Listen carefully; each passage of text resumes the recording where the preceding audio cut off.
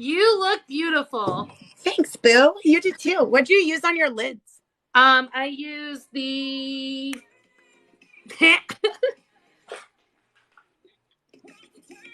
the matte lip, the sugar plum. No, on your lid. Different breed. I think on my lips. I'm like, shit. All right. Hold up. Guys, we are doing Sweet Tea with Brittanie Lynn. Everybody coming in. I really need everyone tapping the screen, please, as much as you can. Taps, I appreciate y'all. We are going to be talking about so many different subjects in this live. Some of it may be triggering. If you feel triggered, please don't stick around. You can call 211, which is going to be social services, and they can get you in contact with somebody. You can also text home to 741-741. That is a crisis hotline. You can text them as well. If you are triggered by this, we're going to be talking about mental health, bipolar depression. We're going to be talking about SA. We're going to be talking about grieving the loss of a loved one. We're going to be all over the place, but we are spilling all the tea. Again, tap the screen as much as you can. If you're not following my backup, follow my backup account. It's Danielle Renee _backup. If this account does so happen to get the nanner. And then I got another backup. And then I also have an Instagram, which is the same as my TikTok. And then I also have the YouTube, which you can find in my bio. Can you go live from wherever we want? Who did you mod? I have a lot. Oh, I have a lot of mods. Who did you mod from my side? Hold on. Add moderator. I got Angie. Can you add Cruz and Marissa? Yeah, give me a second. Thank you. I got Maddie. I got Angie. And where's Cruz at? Where's Cruz at? Ellie, it's Danny's live. Ashley, you're Ashley Lene. There we go. There's Cruz. Okay. All right. So I got everyone modded. Everyone is good to go. If you missed this live at any point in time, it is going to be downloaded and it's going to be put on my YouTube as well, which is Sweet Tea with Danny. You can find it, a link in my bio. Give me a couple days for editing because I'm still trying to figure out everything going with YouTube. So, with that being said, Miss Brittanie Lynn, you ready? You ready to spill your tea, baby? I think so. All right. Before we start, though, guys, please keep in mind that this is my story. This is my perception of things. This is my story to tell. This is no one else's story to tell. This is my perception of how things happened and how I dealt with things. So, with that being said, we are not professionals in any way, shape, or form. We're just two chicks that have been through some things. All right, so Brittanie Lynn, we're going to start with, I know we're discussing today a lot of loss and mental health and everything like that. When do you think that the first, your first, trauma, the first thing that you've ever had to deal with, what was that big thing that kind of set the path for you? So my major, my first life trauma was when I was 2 years old. My dad had gotten in a severe car accident. He was in a vegetative state for he couldn't walk, he couldn't talk, nothing. He ate through a tube. He was that way from when I was 2 until I was 16. So 14 years he sat. Of course, at first it was hospitals. He was life flighted. They didn't think he was going to make it. He did have brain function, but it was more so he couldn't talk. He couldn't communicate. He couldn't walk. He couldn't move. He was stuck like this, eating through a tube and just not he was there. He was mentally there. And I specifically remember because I would go every single week and just lay in the bed with him and talk to him and talk. My dad was my best friend. I would lay in the bed with, because it was more so I could talk to him and he had nothing to say to me. As awful as the way that came out sounded, he just listened. And although he didn't have a choice, he just listened and he reacted with the noises he would make. And specifically one day when I was having a really rough day, he tried to roll out of the bed to follow me when I left. So that was a lot for me anyways, just him being in there at such a young age. Yeah. Growing up, going into that nursing home and visiting him and helping to take care of him.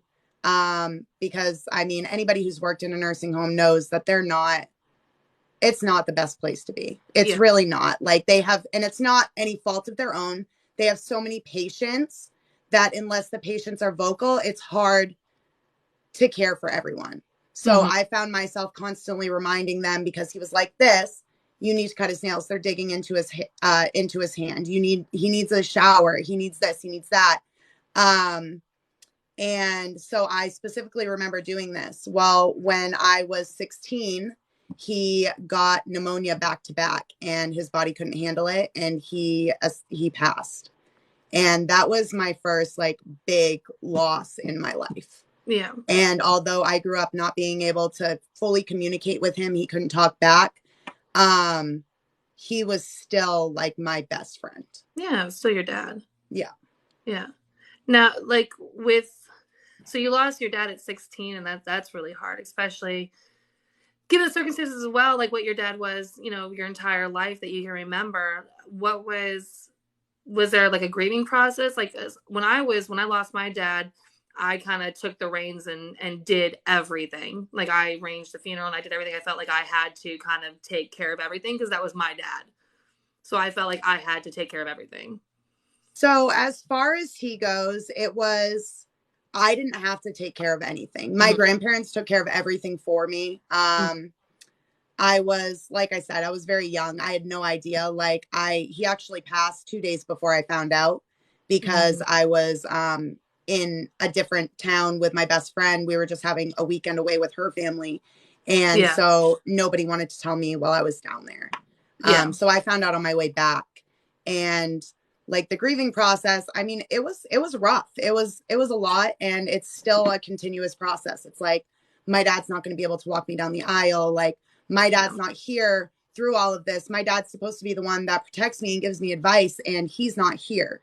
Yeah. So it molded a lot of my life, really. Like it was a lot of adjusting in my life. And even though he wasn't there, I had held on to this hope that he would snap out of it and he would get better and he would be fine. And then the day that he died, it was just like, wow, okay. So like that hope's gone. Now what? Yeah. I think when that hope gets taken away from you, because it's always like, well, today it's not going to happen, but one day this could happen, like that dream that you have. Like one day, my dad's going to wake up and he's going to be here. One day they're going to be like this. And when that loss happens, all hope is taken, is that it's final. And that's, and I specifically remember when I was 7 years old, because my family, I'm not close with my family. I'm close with my mother. I'm close with my grandmother, and I'm close with my mother's boyfriend, who I call my dad. Yeah. My brother. Besides that, I'm not close with my family. My dad's side of the family, I don't talk to any of them. So I specifically remember my uncle, who had been in and out of jail my whole life. When I was 7, he got out of jail, and he was trying to make up for lost time, whatever. And so I was like, okay. And at this point my mom was making me go see my grandparents. And when I was younger, I loved to go see them. But, so he was at my grandparents' house and he took me on a walk, and I just thought it was the greatest thing. Like I finally got to hang out with my uncle, blah, blah, blah, blah. And I said something about when my dad gets out of the hospital, and this man looked at me at 7 years old and said, your dad's going to die in that hospital. And I never talked to him again until I was grown up and had kids of my own, and tried to rekindle a relationship because my grandfather was dying. And he just hadn't changed. He's just not a good human. And so I just, I was like, you know what? I've gone this long without you. I'm cutting you out. I'm sorry. Yeah. So. That's rough. So you still, like, you have no dealings really with your dad's side of the family? No. Damn, I'm sorry. My grandmother occasionally, his mom occasionally. But unfortunately she's very homophobic. So she doesn't support any of that at all. So. Damn. So when your dad passed away at 16, was there like a spiral effect for you? Honestly, I started spiraling before my dad died, and that was more of the icing on the cake, really. Yeah. It was, I kind of started wilding out when I was 15. I was experiencing my mom's divorce, which was rough on me and my baby brother. He was baby at the time. It was rough. And instead of staying there for my baby brother, I ran, because that's what I did. And I ran right to my Nana's house. I didn't want to deal with their divorce. I didn't want to deal with any of it. And my parents were very strict growing up. So I got to my grandmother's house, and she was not. So I was like, fuck yeah, I'm 15. I'm going to go out and party. I'm going to go hang out all night with my friends. I'm going to smoke. I'm going to drink. I'm going to do this. I started smoking cigarettes, started smoking the green stuff, started drinking, all of that. And I was just right in my prime. Like, I had never had freedom like this before in my life. Like, my mom was like, whose house are you going to? Okay, yeah, that's fine. Let me talk to their parents. Who's giving you a ride home? No, your friend's not giving you a ride home. It's either me or their parents. Like, she was very, like, very strict. Yeah. And so was my brother's dad, who my mom was married to at the time. And so I got to my Nana's house, and I just I wilded out, and I loved it. I made all of these fantastic new friends, and just came home all hours of the night. And so I did that for a little bit, up until there was one specific night that, mind you, this is not something I'm proud of, but I come from a family of alcoholics. So at 15, and I was drinking a lot at that time. At 15, I could outdrink any of my guy friends, any of them. Like, I made money doing this. Like, I bet you $20 I can drink that bottle of Captain's and be completely fine. And they're like, no way. 15, I was 95 pounds soaking wet. Like, I was just a little thing. And so I went to this party one night, and it was somebody that I'd grown up with. But it was mostly people that I knew, but there was this one person there that I did not know. And he was the person that supplied all the alcohol.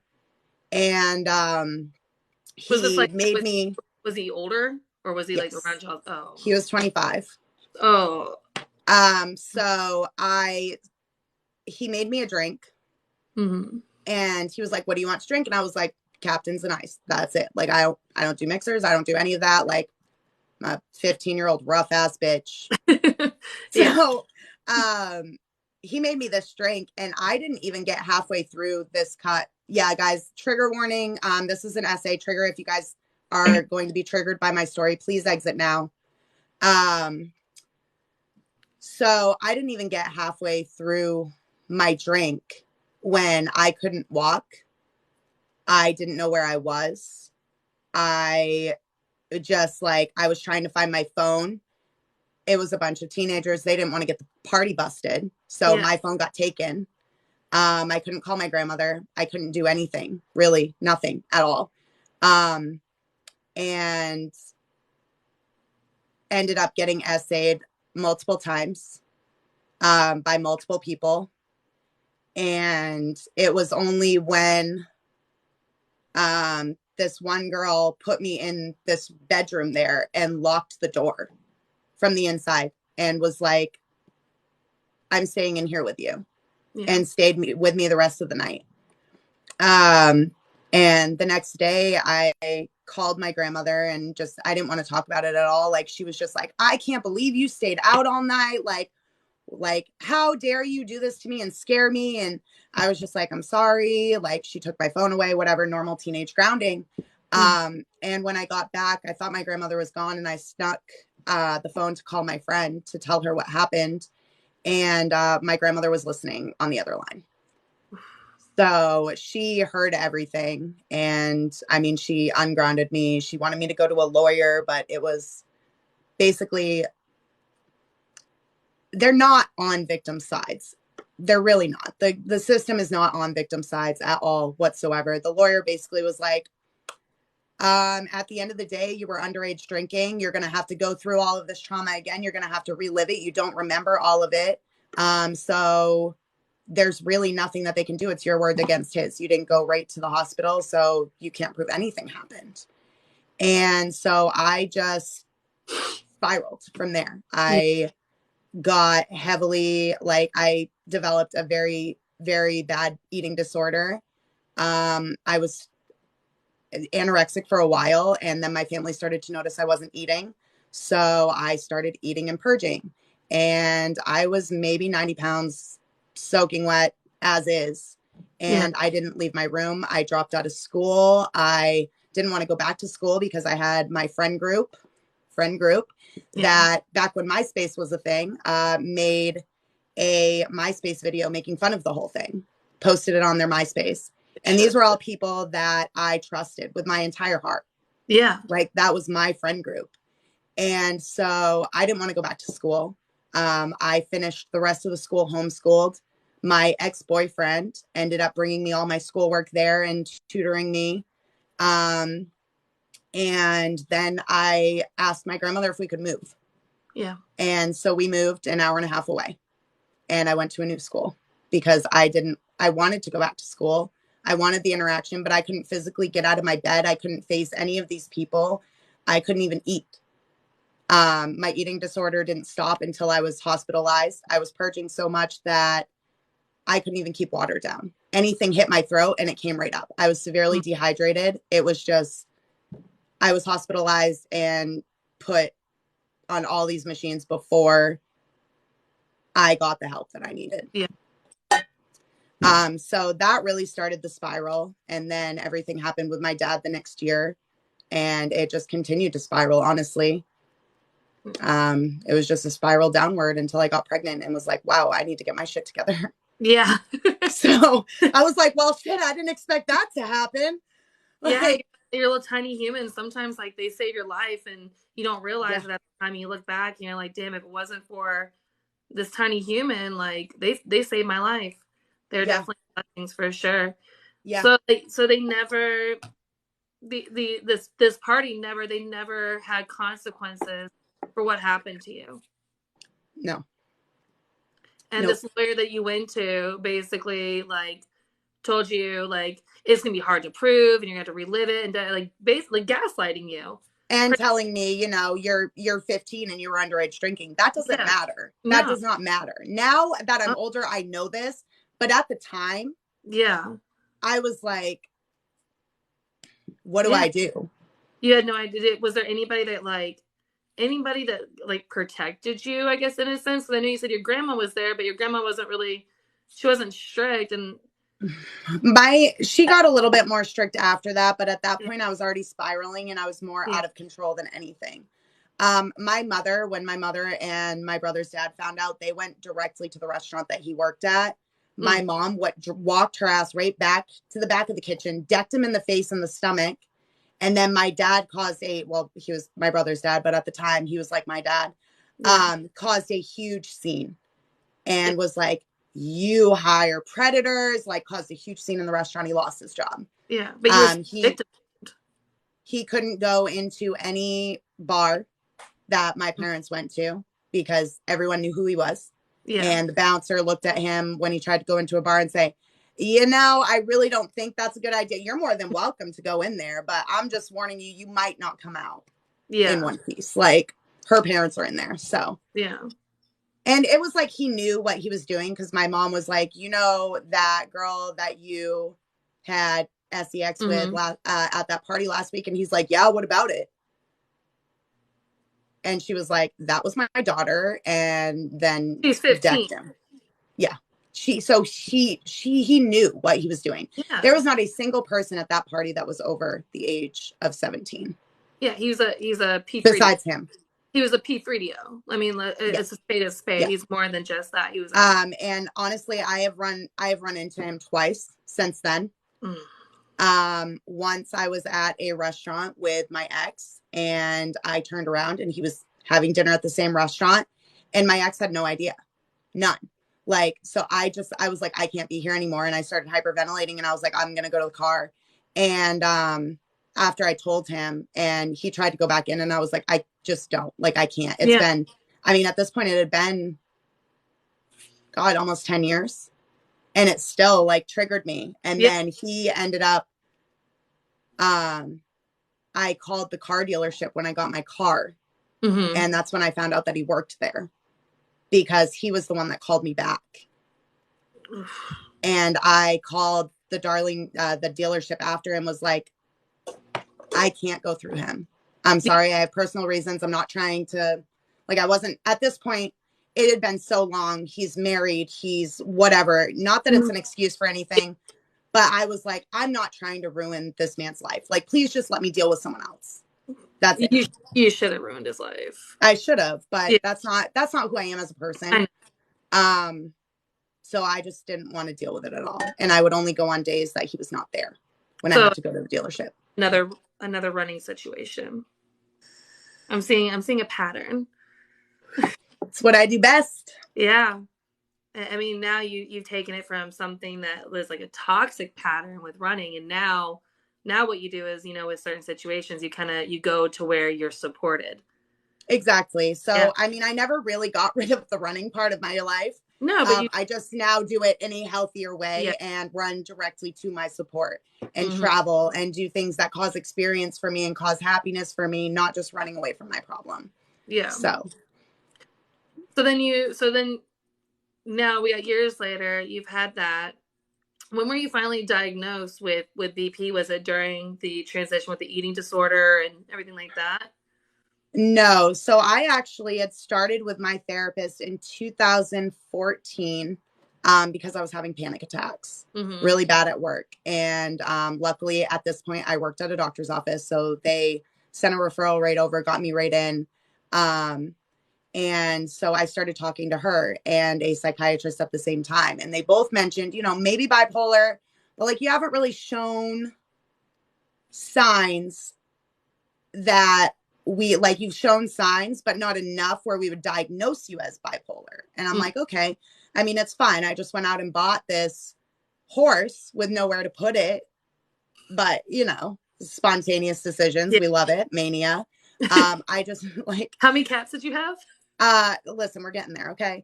So at this point it was the horses. And then I went and got another one, nowhere to put it. I just assumed that, hey, the place where I'm boarding my first horse, hopefully they have room. Hey guys, I just got another horse. Okay. So anyways, it is very hard to diagnose bipolar. It wasn't until it started affecting people around me that I got diagnosed with it. Because at this point, when I'm manic, it's affecting me. It's affecting my bank account. I'm spending $4,000 to remodel a living room in a place that I rent. The living room looked bomb as hell. My bank account was pissed. Yeah. And I rented. Yeah. So congrats, because, they sold it 2 years later for more than it was worth, because all of the work was done because Brittanie was manic. So, basically they had been like teeter-tottering about diagnosing me. And at this point I was still psychiatrist. I was still with a med manager. We were trying to figure out the adjustment on my meds. I was with my therapist, who I'm still with that therapist. She's been with me since 2014. Lord help her. And so I started seeing this guy, and I had known him my entire life. Our families knew each other. I started seeing this guy. Well, we had been seeing each other for approximately 3 weeks when he was like, let's get married. And I was like, fuck, why not? Okay. Great idea. Yeah. Fuck yeah. And I was like, it's fine. I've known him my whole life. Like, it was not fine.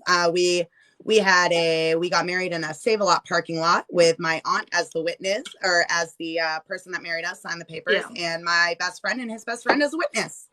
On our way to go grocery shopping. So it was like it was just a Monday, we were like, well, what are you doing this Monday? Let's get married. So it was fine at first. It was fine. Or I thought it was fine, because when you're bipolar, your mania blocks out what's okay and what's not. You have no conscious like knowing of what is right and what's wrong. You don't care about anybody else. You just care about, oh, well, I'm great right now. I'm spending money. I'm doing this. I feel great. I'm cleaning my house. My house is spotless. I'm a boss ass bitch. No. God complex. No, not at all. Mm-hmm. So I looked past the fact that, he didn't have a car. He didn't have a job. He was living with his friend. He moved directly from his friend's house to my house with nothing but some clothes, a TV, and an Xbox. And so at this point, I was now supporting myself, my own children, him, and his daughter. So I was working 3 jobs at this point. He was not working at all. And honestly, I just found out the hard way, unfortunately, that he was just not a good person. He was very abusive. I'm not going to get into too many details with this because it involves other people as well. But he was not a good person. He was very abusive. The abuse was not towards me. And when we found that out, he got taken out of my house with false promises that he could come back when everything was resolved. And the day after he got taken out of my house, he got served with divorce paperwork and a protection order. And I have not heard from him since. He didn't show up for divorce court. He didn't show up for any of it. He never got charged. He got things put against him through different agencies where he could not be unsupervised around certain people. But unfortunately, he never got charged. They said, we have one shot at this. We need all of the evidence. It's probable cause, blah, blah, blah, blah. And then we stopped getting calls and updates, and he moved out of state. So the system failed. What? So the system failed you again. Yes. And this was the monster. He hid being a monster from you. He was so good at hiding it while I was there that I pulled up videos and showed them, and it was I literally take the videos of them because they just melt my heart together all the time. Mm-hmm. What do you mean? What do you mean? There's no way. I didn't believe it until we had proof. And I was just like, there's what? And luckily we got proof very fast. And they were like, there's no possible way this could have been anyone else. Yeah. But that was really all I needed. It wasn't definitive proof. Yeah. The agency had already said, there's no doubt in our mind he did this. He's not allowed unsupervised around any smaller beings. And the detective said, he failed his lie detector test. We can't use it against him in court, but do with that as you will. And I said, that's it. That's enough. I'm done. Yeah. I'm not. 2 people are telling me there's no doubt that they did it. Absolutely not. I'm done. Yeah. And he was gone. But he was so good at hiding who he was. But this is something that I want to touch on because this is important as well. If you guys know, because, after all of this happened and it came out, I had people come out of the woodworks. Oh, I dated him in high school. He was abusive to me. He was abusive to his animals. He was abusive to this person. And I'm like, y'all didn't think to tell me this? Because, I had known him for a while, but we didn't go to school together. Yeah. I saw him throughout my life in our own settings, but we didn't go to school together. So I didn't know any of his exes. I didn't know any of this. I knew his family. I knew him. So if you guys know, lying, the liars are very good at lying and making you see this person that they want you to see. And, from my own experience, he had a past. And he made me think that person was lying, that they lied because, oh, they just want me and I don't want to be with them. And that's a lie. And literally told me the story. And I'm like, yeah, that bitch is lying. And I truly believed that that person was lying. But then once it happened to me, I was like, fuck, like it happened. See, the difference is that nobody came out. Nobody said Yeah. any of this until after. Yeah. And so that's why I wanted to touch on the fact that, like, if you know someone's dating someone that has a history of being abusive, they Yeah. please tell them. They might not listen to you then, but the abuser is going to do something and they're going to think back to that conversation that you had with them. Yeah. And I made it my mission. Every single person that he has dated since knows our story, Yeah. knows what happened, has the court proof, has all of this stuff. Yeah. And do they always listen? No. But do they always come back Yeah. after? They I, sure the I fuck didn't do. I didn't listen, but I'm glad that I was told, because when the little things started happening, I knew how far it could escalate. I still wasn't strong enough to leave, but I stayed. So again, now you've gone from when you were younger, you didn't get criminal justice, but you got social justice. And then you did the same thing. You didn't get criminal justice, you got social justice, right? Yeah, exactly. Yeah. And so, like I said, all of them ended up coming back to me and being like, hey, just so you know, thank you for letting me know this, because he started being, and it didn't get to the point of abuse, thank God, because I had said something. And one of his ex-fiancés were like, hey, he got verbally abusive. I told her, she came back, she's like, he's been very verbally abusive, blah, blah, blah, blah. And she was like, I'm going to leave Yeah. before it escalates, Yeah. because I never thought that he would talk to me this way. And I'm like, you never do, because he's so good at hiding it. Mm-hmm. He treated me like gold, besides the fact he didn't have like emotionally, physically, while I was there, like while we were in the same house, treated me like gold. Yeah.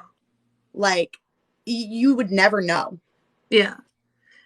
And there was never any signs of anything else. No. Not besides the well, there was physical signs that I spoke with about to my ex. Mm-hmm. And we had conversed, but he always had an excuse for it. And we were like, Yeah. okay, all right. We had never dealt with anything like that. So we were like, Yeah. okay. You know what I mean? Like, you never deal, if you don't deal with that kind of abuse, it's hard. Like, it's hard to believe anybody would do it. Yeah. And so, although we would see like little signs here and there and talk about them, it would always be an excuse. Well, Yeah. this must have happened. Well, this happened. Well, this happened. And we were like, okay, Yeah. all right, okay. But I And I am very couldn't prove proud, otherwise because I was at work. I am very proud of you, though, that when you did find out, you immediately left and did what you needed to do. A lot of women aren't strong enough to do that. So I'm so proud of you for immediately doing that. Like, that takes a lot of strength and courage to do. So I As definitely, soon as that happened, that man became irrelevant to me. yeah. I have never, I don't hate anyone. I Mm. dislike people. I don't hate anyone. When I tell you that is the only person that I've ever hated with my entire being, that is the only person I've hated with my entire being. Yeah, rightfully so. So then after you left him, now you're still you have so much. You have the situation with your dad's family. You have what happened to you at that party, which was awful. You have this marriage. Was there like any time of a healing process for you, or when you started your healing journey? Like, Um, so after all of that happened, it was kind of a realization. And that was, I got with my therapist, mm-hmm, and that's when they officially diagnosed me with bipolar. mm-hmm, Because it had been like trickling, and they think that something switched it. Something triggered it to come out more. Because I had been engaged prior, and I was like, yeah, we can get married in 3 years. Like, what do you mean? And then this man comes and I'm like, want to get married next week? Sure, let's go. Yeah. And so she's like, that's not you. And thankfully I had my therapist in my life for long enough that she knew that wasn't me. Mm-hmm. And she was like, that's not you. So, I got diagnosed with bipolar. We went on at the time I got diagnosed, I was severely manic. So it was let's put her on Seroquel and a lot of it and bring her down from her mania, and then we'll work on her meds. Yeah. So, thankfully, my first mood stabilizer, was like a fix all for me. Mm-hmm. And obviously, guys, before I say this, because whenever I talk about my medication, no medication is the same. So the medication that I use does not pertain to this conversation, because I don't want anybody going to their doctor and saying, hey, I want to try this. Hey, I want to try this. Hey, I want to try this because this person did it. It worked for them. That's not how it works. At this point, I had a psychiatrist, I had a therapist, and I had a med manager. So the first medication that I took, thank the Lord, was the right one. It was very low dose, but it balanced me enough. It balanced me enough where it helped with my mania, it helped with my depression, it helped with my anxiety. I already said depression. My anxiety and my PTSD. So although it didn't fix everything, I have not had a severe manic episode since she brought me down with the Seroquel. I have my seasonal depression. Mm-hmm. I have nightmares occasionally. And my PTSD, it's a hit or miss. Yeah. But the symptoms that caused me to disregard everything around me are gone. Yeah. So at the end of the day, that situation, I would never wish that upon anyone. I would never want to go through it. I wish I never went through it. At the end of the day, going through that was the punch to the face that I needed. And it was just, it's like you have to hit rock bottom before you realize there's a problem. Yeah. Is really what it is. Unfortunately, yeah. And I think a lot of people, when it comes to medication, I know with me, I have my own mental health stuff, and what it was talked about with me with medication is that the medication is not a fix all. It is training wheels on your bike for your journey to healing. Is basically helping you start that healing. And no medication out there is going to fix everything going on with you. It's not going to completely change your life overnight. You got to put in the work as well. And this is just going to give you some training wheels. Exactly. Yeah. So after my relationship with my ex-husband, I started dating this guy. He was great. I'm not going to get into our relationship. Things happened. We didn't work out. Yeah. But it wasn't until I dated this one guy, and we weren't even dating. We were seeing each other, but I could not. I found something wrong with everyone I dated. There was always something wrong with every single person I dated. Every man I dated, didn't matter. There's nothing wrong with this man. Not a single thing wrong with this man. He had his own house. He was successful. He was a great dad. He had his own car. Like, he was incredible. He treated me fantastic. I could not commit to him. I could not stomach the thought of extracurricular activities with this man. Yeah.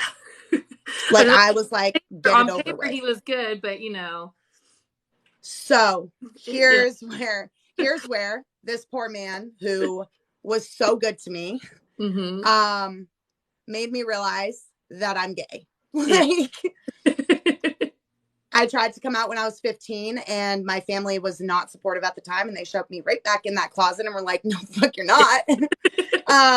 So I was like, okay, I'm not. All right, I'm not. All right, I'm not. So it was that point that I was like, you know what? I don't care anymore. I was 27 years old.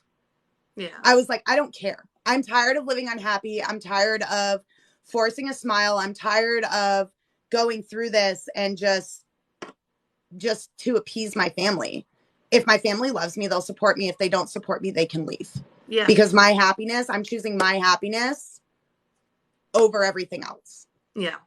Because you can't be successful without your happiness. You can't be a good friend. You can't be a good family member. You can't be a good parent without, if you're not happy. How are you supposed to make people around you happy? You can't love anybody else if you don't love yourself. Exactly. How can you expect someone else to love you if you don't even love yourself? You got to make sure you love yourself. So I was mortified. I posted it to Facebook, but I called my family first. Yeah. I called my mom and I called my Nana. And those were really the only two family members that I cared to tell personally. Yeah. My grandmother was the one that tried to shove me back in the closet. She's also the one I lived with.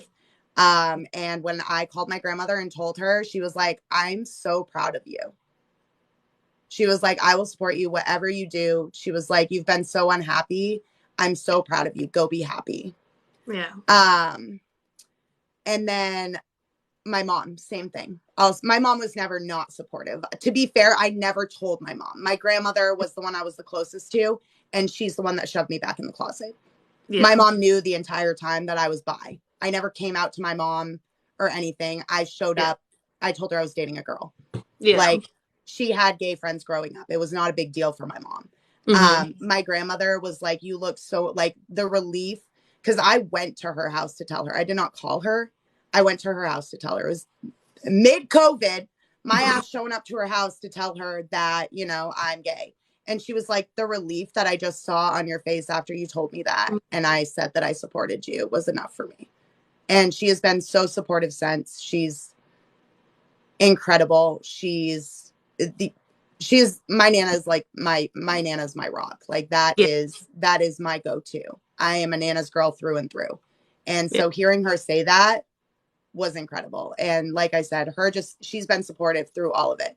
She opens her arms and her home and her heart to every single person that I bring into my life. Yeah. So I started TikTok during COVID and found the lesbians, and that's how I got the courage to come out. And I just kind of started it as like you know, I'm in COVID. Yeah. Like nothing's going to happen. Yeah. It's just to pass time. Mine was Carol Baskins. Mine was the lesbians. Came because of COVID, stayed because of the lesbians. Like, you can't get rid of me, bitch. I'm staying. So I met someone, we casually dated, didn't work out, whatever. I had dated females before and kept it on the down low. But I had never had a healthy relationship. Yeah. Never. I've never had a healthy relationship. And so I met Ro, and Ro was just this fucking light in my life. She was so good to me. She was so concerned. She could tell when I was off. Like she came into my life. We dated before we met. Mm-hmm. My therapist was not happy about that. She was like, oh God, do we need to up your meds? And I'm like, no, like, we're good. We dated before we met, and we met up for the first time. It was all streamed on live, our back and forth videos, our first meetup, everything. Like, we met through TikTok. Our relationship was very much so on TikTok. The first time we met up, it was recorded on live. My friend Christina was here streaming it on her live. It was like when she was up there, besides the fact that I was shaking for the first 3 hours, it was like we had known each other forever. Like, there was no time passed. Like, we had already talked for countless hours. We knew everything about each other. She left. She was up for 3 days. She left and came back 9 days later. Spent my birthday with me and called her job and said, I'm quitting my job and I'm moving to Maine. She called her parents and said, I'm moving to Maine. Like, I'm sorry, but I'm in love with this girl. This is the girl for me. I'm moving here. And she was just a huge like light in my life. And she's the first person that I dated that genuinely showed me love. You could tell me all day, but she genuinely showed me love with her actions, with her words, with everything that she did. She just genuinely cared about me. She cared about getting to know me. She cared about my mental health. She cared about everything that I cared about. And I cared about everything that she cared about. She supported me in every aspect of my life and vice versa. It was the first, like, we never fought. We never raised our voices at each other. We never, nothing. Like, we were a perfect couple. Yeah. And she came in saying, I'm not getting married until I've been with someone for 5 years. Okay. So she proposed to me after 5 months. We planned our wedding for less than a year later. Yeah. And it was just like everything had come together. Like all of my traumas didn't even matter at that point. Like I finally got the break that I deserved. And so did she. She had a very heavy past with drugs and everything else. And I'm not going to get into her story right now. But she had a very heavy past, and a lot of people didn't think she was going to make it to see the age that she did. Yeah. Both of y'all traveled a broken road. Like, yes. So it was just a very, very, like, it was the break that we both needed, honestly. So I'm going to talk a little bit about the accident day, because that is a lot of my trauma as well as an adult. Most of my childhood trauma is just that, childhood trauma. So it was the night before when we decided we wanted to have a baby, the night before the accident. I had put it in my notes because we started thinking of names. She was going to carry the baby. I said, I'm not doing that again. Like, I am all set. Absolutely not. Like, you're going to have to untie my tubes, reattach them. No, ma'am. Yeah. And she was like, I'll carry the baby. And I'm like, what? And her family was like, what? Huh? Like, I'm sorry. So we started thinking of names, and both my kids have 2 middle names. So we wanted the baby to have 2 middle names. We hadn't figured out 2 middle names yet, but we figured out a girl name and half of a girl name. So it was Carson Lee Hager. That's why that's my dog's name, because obviously we could not get the child that we had planned to have. So I named my dog. But the next day happened, and it was a weird day in general. It was, when I tell you it was off from the beginning, it was off for the beginning. She normally woke me up when she was going to, when her alarm went off. But that morning she was like, you were sleeping so soundly, I just let you sleep. And I was like, but I normally get up in the morning and make your lunch and make coffee for you to go. And now I can't do that. So like my whole morning's disrupted at this point. Yeah. Like, what is going on? Yeah. And so I just went downstairs with her and whatnot while she was finishing getting ready. I started her car. Everything was good. And she got to the site that she was supposed to work at. It was not her normal job. It was a training at a different facility that was an hour away from our house. She got there to find out that they had not called her and told her that the trainer called out sick. So they should have called her and said, hey, you don't need to come in, blah, blah, blah, blah. So she texted me and was like, I don't even have to be here. The trainer's not here. And I was like, oh, okay, well, what are you going to do? And she was like, well, I'm just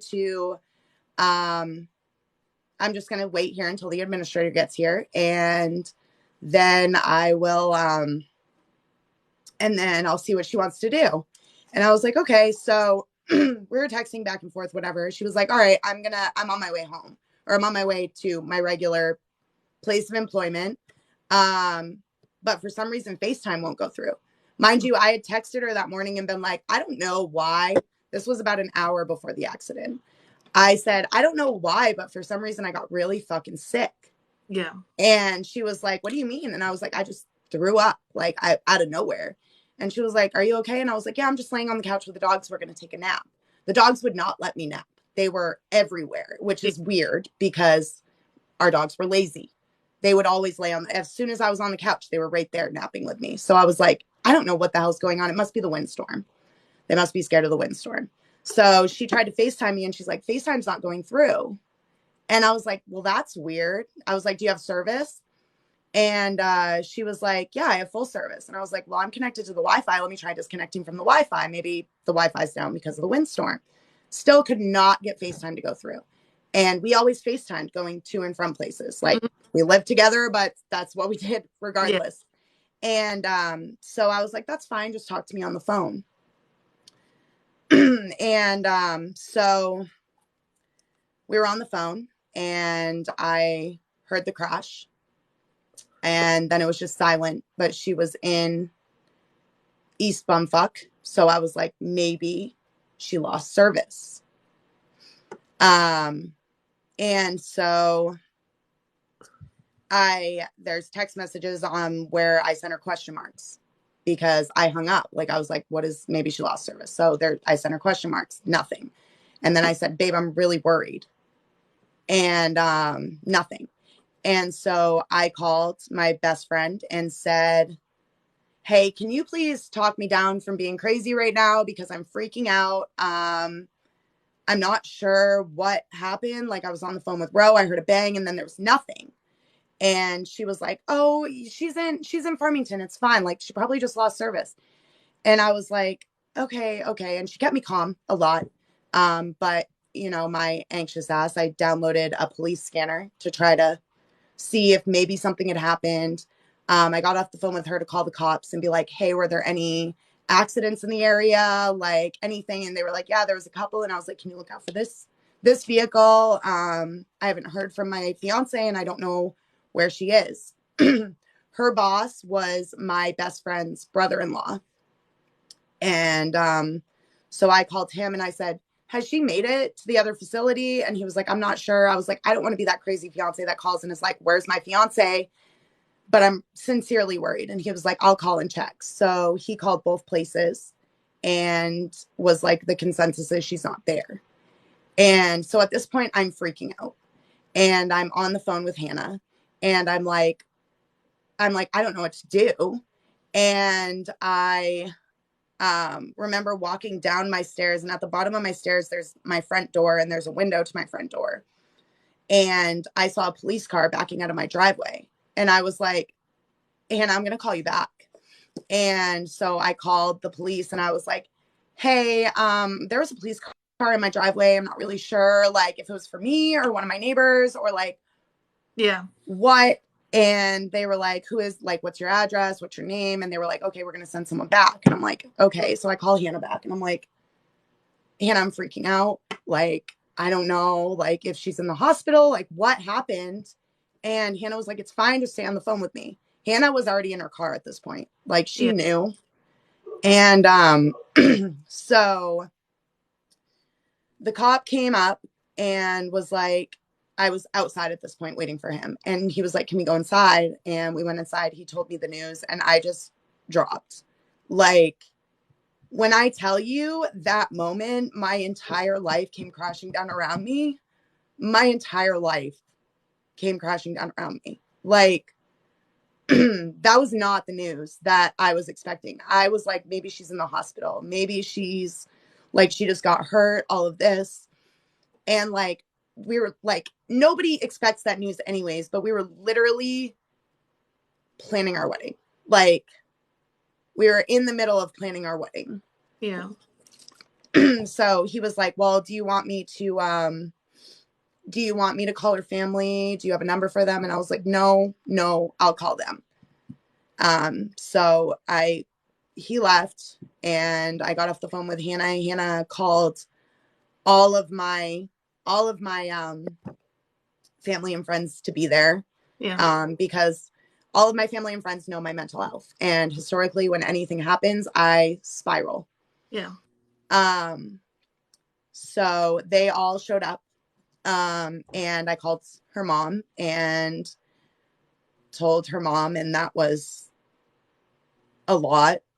And then I just sat down on my kitchen floor and drank vodka. I didn't know what to do. I didn't know how to handle anything. I didn't know what was going on. I was still expecting her to come home. Like, it was like my mind pushed it out. Yeah. I'm going to drink some water. It's okay. Take your time.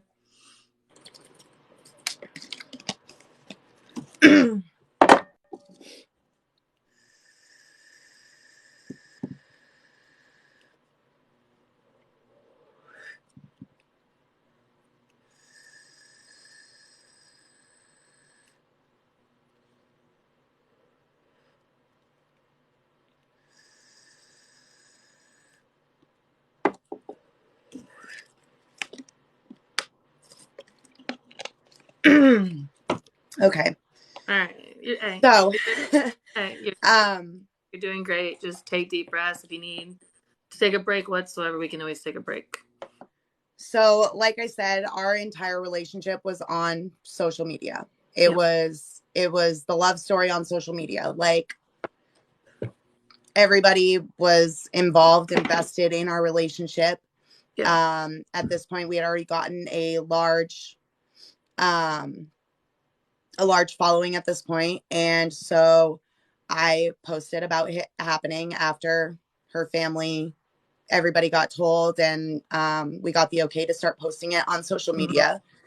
And then it was just overwhelming support from everyone. Like, and at this point I was so numb to it that, like, I appreciated all the support, but like I couldn't fully comprehend all the support that I was getting because I was just numb. And then my mind went into planner mode. And anybody that knows me knows that I'm a planner and I have to have a plan for everything.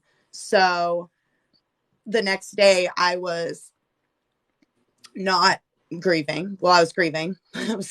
Anybody who saw my videos knows that I was a whole mess, but I was at the crash site. I was taking pictures. I was putting up things for a memorial. I was, like I said, taking pictures of the tree. I was taking pictures of her, like where her car was, all of the glass, the pieces of the car, everything. I was taking pictures of everything that I could. Yeah. I was going to the crematory to get her stuff. I was going to the towing company where her car was to clean out her car. I had to get her car insurance so that they could make an insurance claim. And it was just a lot, honestly. But fortunately, I had a very good support system from not only her family, my friends. My baby daddy and his fiance showed up at the tow truck company with glass-proof gloves to help me clean out the car because he tried to stop me from seeing the car. Like, his fiance messaged me and was like, hey, he said he's not taking no for an answer. We're going. Yeah. And I was like, you guys can come, but you're not helping. Like, I need to do this for me. It's not real to me at this point. Like, I need to see it for myself. So he tried to stop me, and honestly, I wish I would have let him, because the inside of the car is forever burned into my brain. Like, I was rushing through trying to get everything out of the car, and they're like, Brittanie, you don't have gloves on. Like, you're going to get cut. There's glass everywhere. Like, you stop what you're doing. Stop what you're doing. And I was just, in my planning manic state, trying to get everything that I could and trying to tear apart the car, looking for this fucking picture, this little Polaroid that she kept on her dashboard that I couldn't find. I posted about it on social media, and there were search parties out on the road where she crashed looking for this fucking picture. And the tow company ended up ripping apart the entire dashboard and finding it. And I will never forget the relief that I felt when Hannah came down and said, they found the picture. I was literally like, so that was like the one thing I was looking for in the car. Like, that was what I wanted. That was the only thing I wanted out of that car, was that fucking picture. And so the relief that happened when we found it, it was like a whole weight had gotten lifted off my shoulders. So I was doing all of that. And then obviously I had to go down to Pennsylvania to be with her family. So we got a rental car. I went down to Pennsylvania. I was helping them plan the funeral and everything. And I was still in like busy mode. But I felt like, because Ro was the one that was strong for her family, I felt that I had to take on that responsibility. And so I had to be strong during the day. And then I slept in her room there and just cried and cried and cried and cried. And it was like I was just in like skating mode. Like, I never really, the first couple months, I didn't really grieve fully. Like, I didn't have the chance to. Yeah. And like I said, I had all of this overwhelming support on TikTok and off TikTok and from my family and everything. But unfortunately, a lot of the support that I had was very circumstantial. So if I did anything, I put on makeup. I smiled in a video. I smiled in a live. I didn't love her. Why are you smiling? Why are you doing this? Why are you doing this? When at the end of the day, people don't know that for the first 2 months, showering and eating were a chore. I didn't eat for the first week at all. I lived off of those Herbalife teas. Yeah. That the tea girls gave me, because they were like, you need something. Yeah. And they didn't know brushing my teeth was a daily chore. Like, if I showered, I was damn proud of myself. Yeah. And so I was getting all of this criticism from this platform that once showed me so much support through it. Mm-hmm. And then I started dating again, and it was like all hell broke loose. And unfortunately, like, I'm glad that, because if you go through it, you don't talk like that, because grieving's not linear. Grieving's not, everybody grieves differently. And I know everybody says that, but it's sincerely true. Every single person grieves differently. And it's like, no, there's no right way, there's no wrong way to grieve. You do everything on your time. So I was in a way thankful that these people didn't know what I was going through. Yeah. So it was like, it was kind of relieving, but at the same time, I was like, wow, okay, so the support was circumstantial. And I started closing off with everybody on social media, besides the people that I already had in my life. I had a lot of support from a lot of people in my life and people that I had met on TikTok. And like I said, I had been dated a couple people between now and then.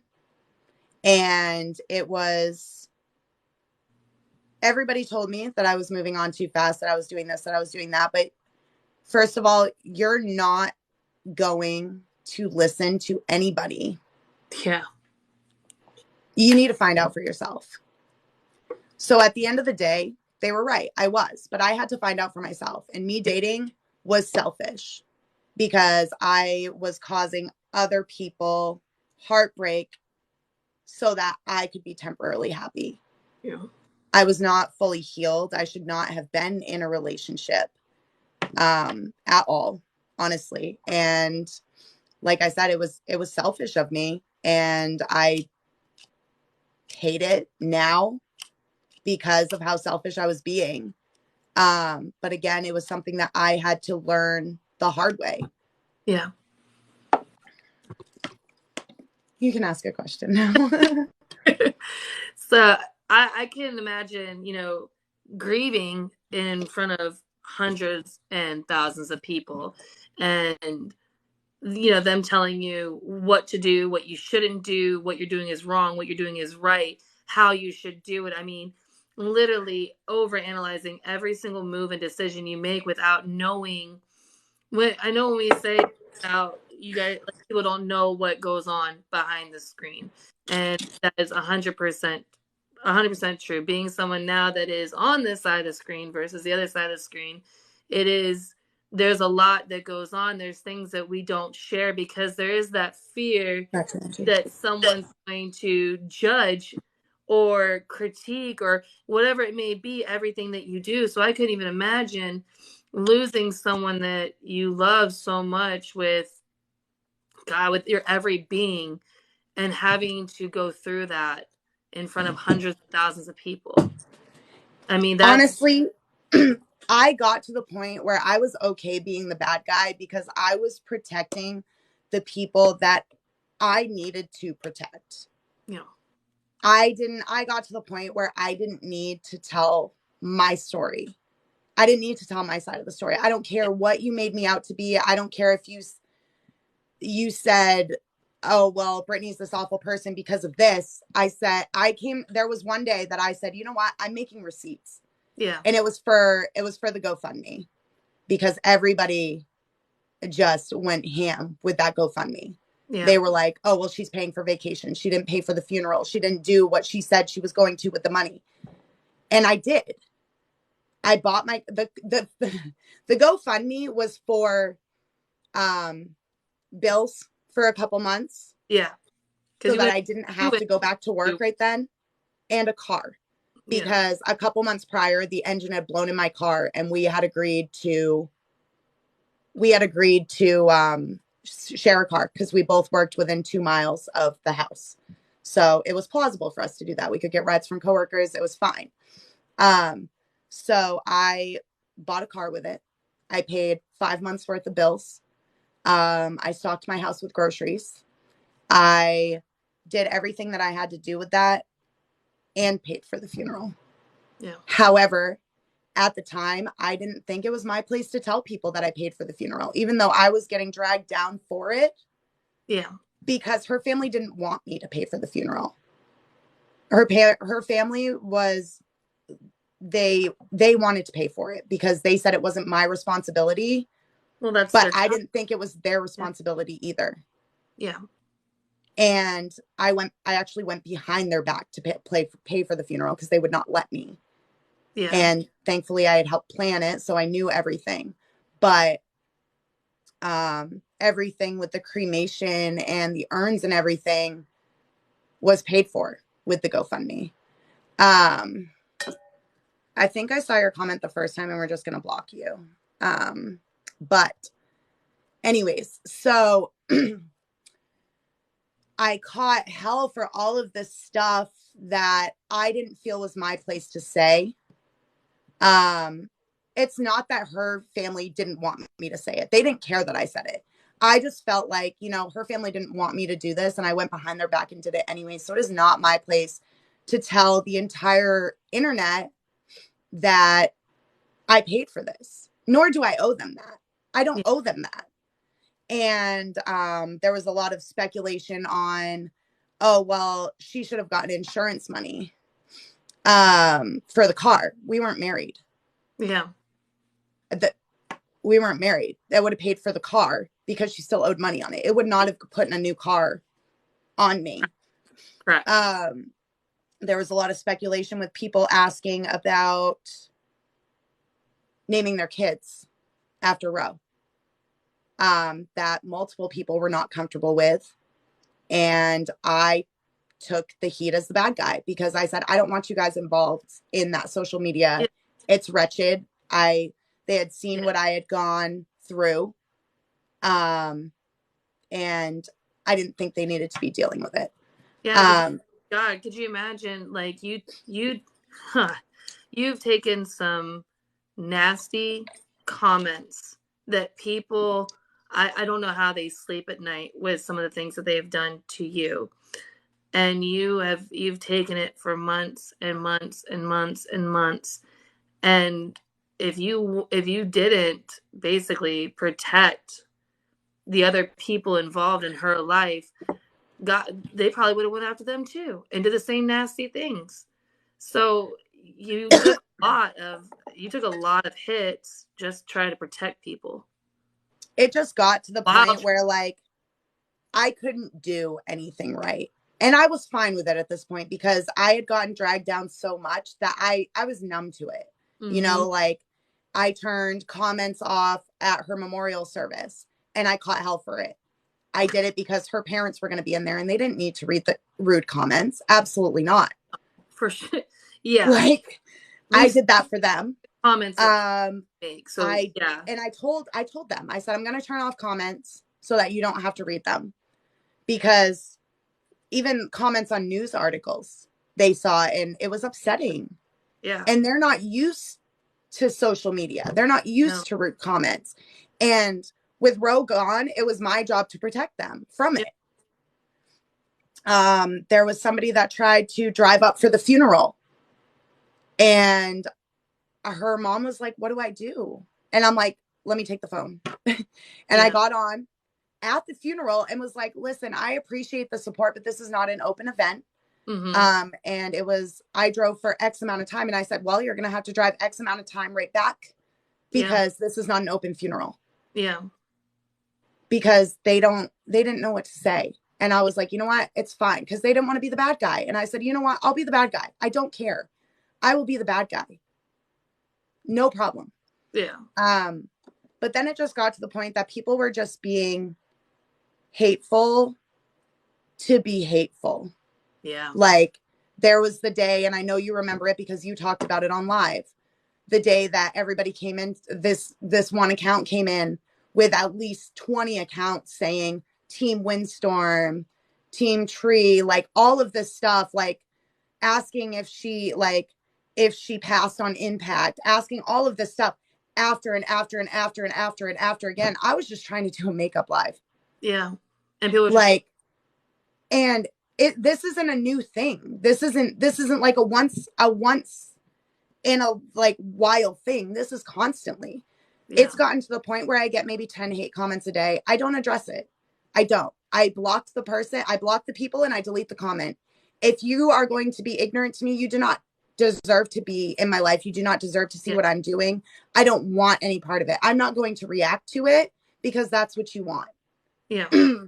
So, but it's also, if you're coming to, I don't want to like go too far off, but it's also based on like everything that you've told me here. That is your, like, we have dark humor. That's another way that we cope. We do dark humor. That's where we like, you know, that's where you became a bestie. You know what I mean? But you also, you shut down and you block out and you're a runner.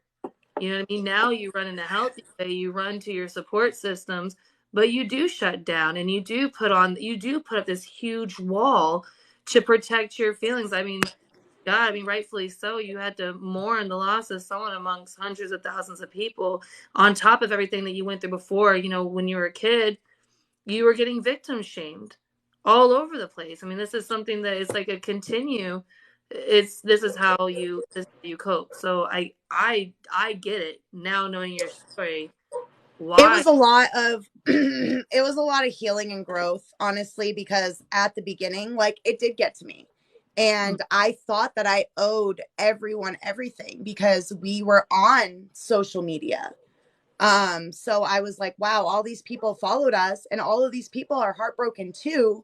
I owe them this. I owe them this. I owe them to put these videos back. I owe them to go through her phone and get videos so that I can keep her memory alive for them. I owe them this. I owe them this. They're saying this. Well, I owe them an explanation. And it just got to the point that I was like, I don't owe them this. I don't. Yeah. I still haven't fully gone through the videos and pictures. Yeah. Because I'm not ready to go through it. Her closet still has her clothes in it.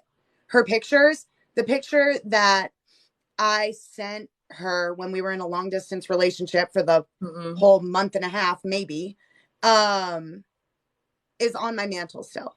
Her ashes are in here. I still wear the ring. Her ashes are in my car, in my room. The picture that was on her dashboard is still on my dashboard. Yeah. There's so much stuff that I haven't been able to process for me. As a lot of people know, this wall right here, Yeah. This wall right here was a memorial wall. It was full of stuff that people had gotten me, pictures, things that reminded me of Ro, things that were in her car. And Mm-hmm. I couldn't sleep in my room. Yeah. And it got to the point that I was like, no, I'm taking my space back. I can't do this anymore. Mm-hmm. And I painted my room and I made my room my own again. Her stuff is still under her side of the bed. The stuff that I had gone through is slowly put under in this covered thing under Yeah. her side of the bed. But it's baby steps. It's not like one day I woke up and I was like, you know what? I'm going to take down this wall. I'm going to go through her closet. Yeah. I'm going to go through her phone. I'm going to do this. No, it's still a work in progress. It's been almost 2 years. There's a process when it comes to grieving. Just because you do one thing doesn't mean that everything else is done. You know, you talked about you dating losing after losing Ro, after Ro was taken from you, and you talked about dating afterwards.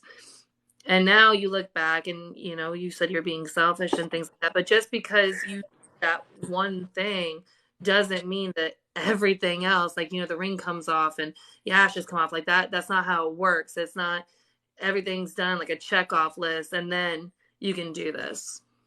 And honestly, like, as much as it sucks to say this, I was still, like I said, I was finally at peace with her. Mm-hmm. I was at peace with her. I was finally like happy. Things were looking up. And I still, so I still had, I no longer have my psychiatrist and my med manager. We're good now. I still have my grief therapist and I still have my regular therapist. My grief therapist told me, you know, when people pass, especially a significant other, a lot of people have a lot of guilt because they argued. What could they do different? How could this have been prevented? She was like, you don't harbor that guilt because you guys had a healthy relationship. You don't regret anything in your relationship. There was nothing that could have been done to save her on your part. Yeah. So where she was like, where you don't have that guilt, you still have all of this love inside of you to give, and you're just trying to give it.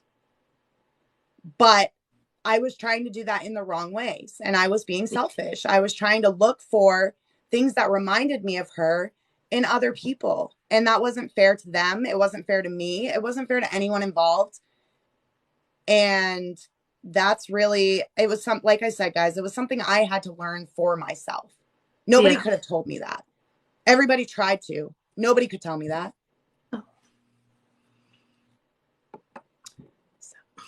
Wow. And then, I mean, on that same topic, I did a lot of healing, not only in the relationships, but outside of the relationships, reflecting back on relationships, thinking about what I could have done different and why I did things that I did and all of this, and talked about it and processed it all with my therapist.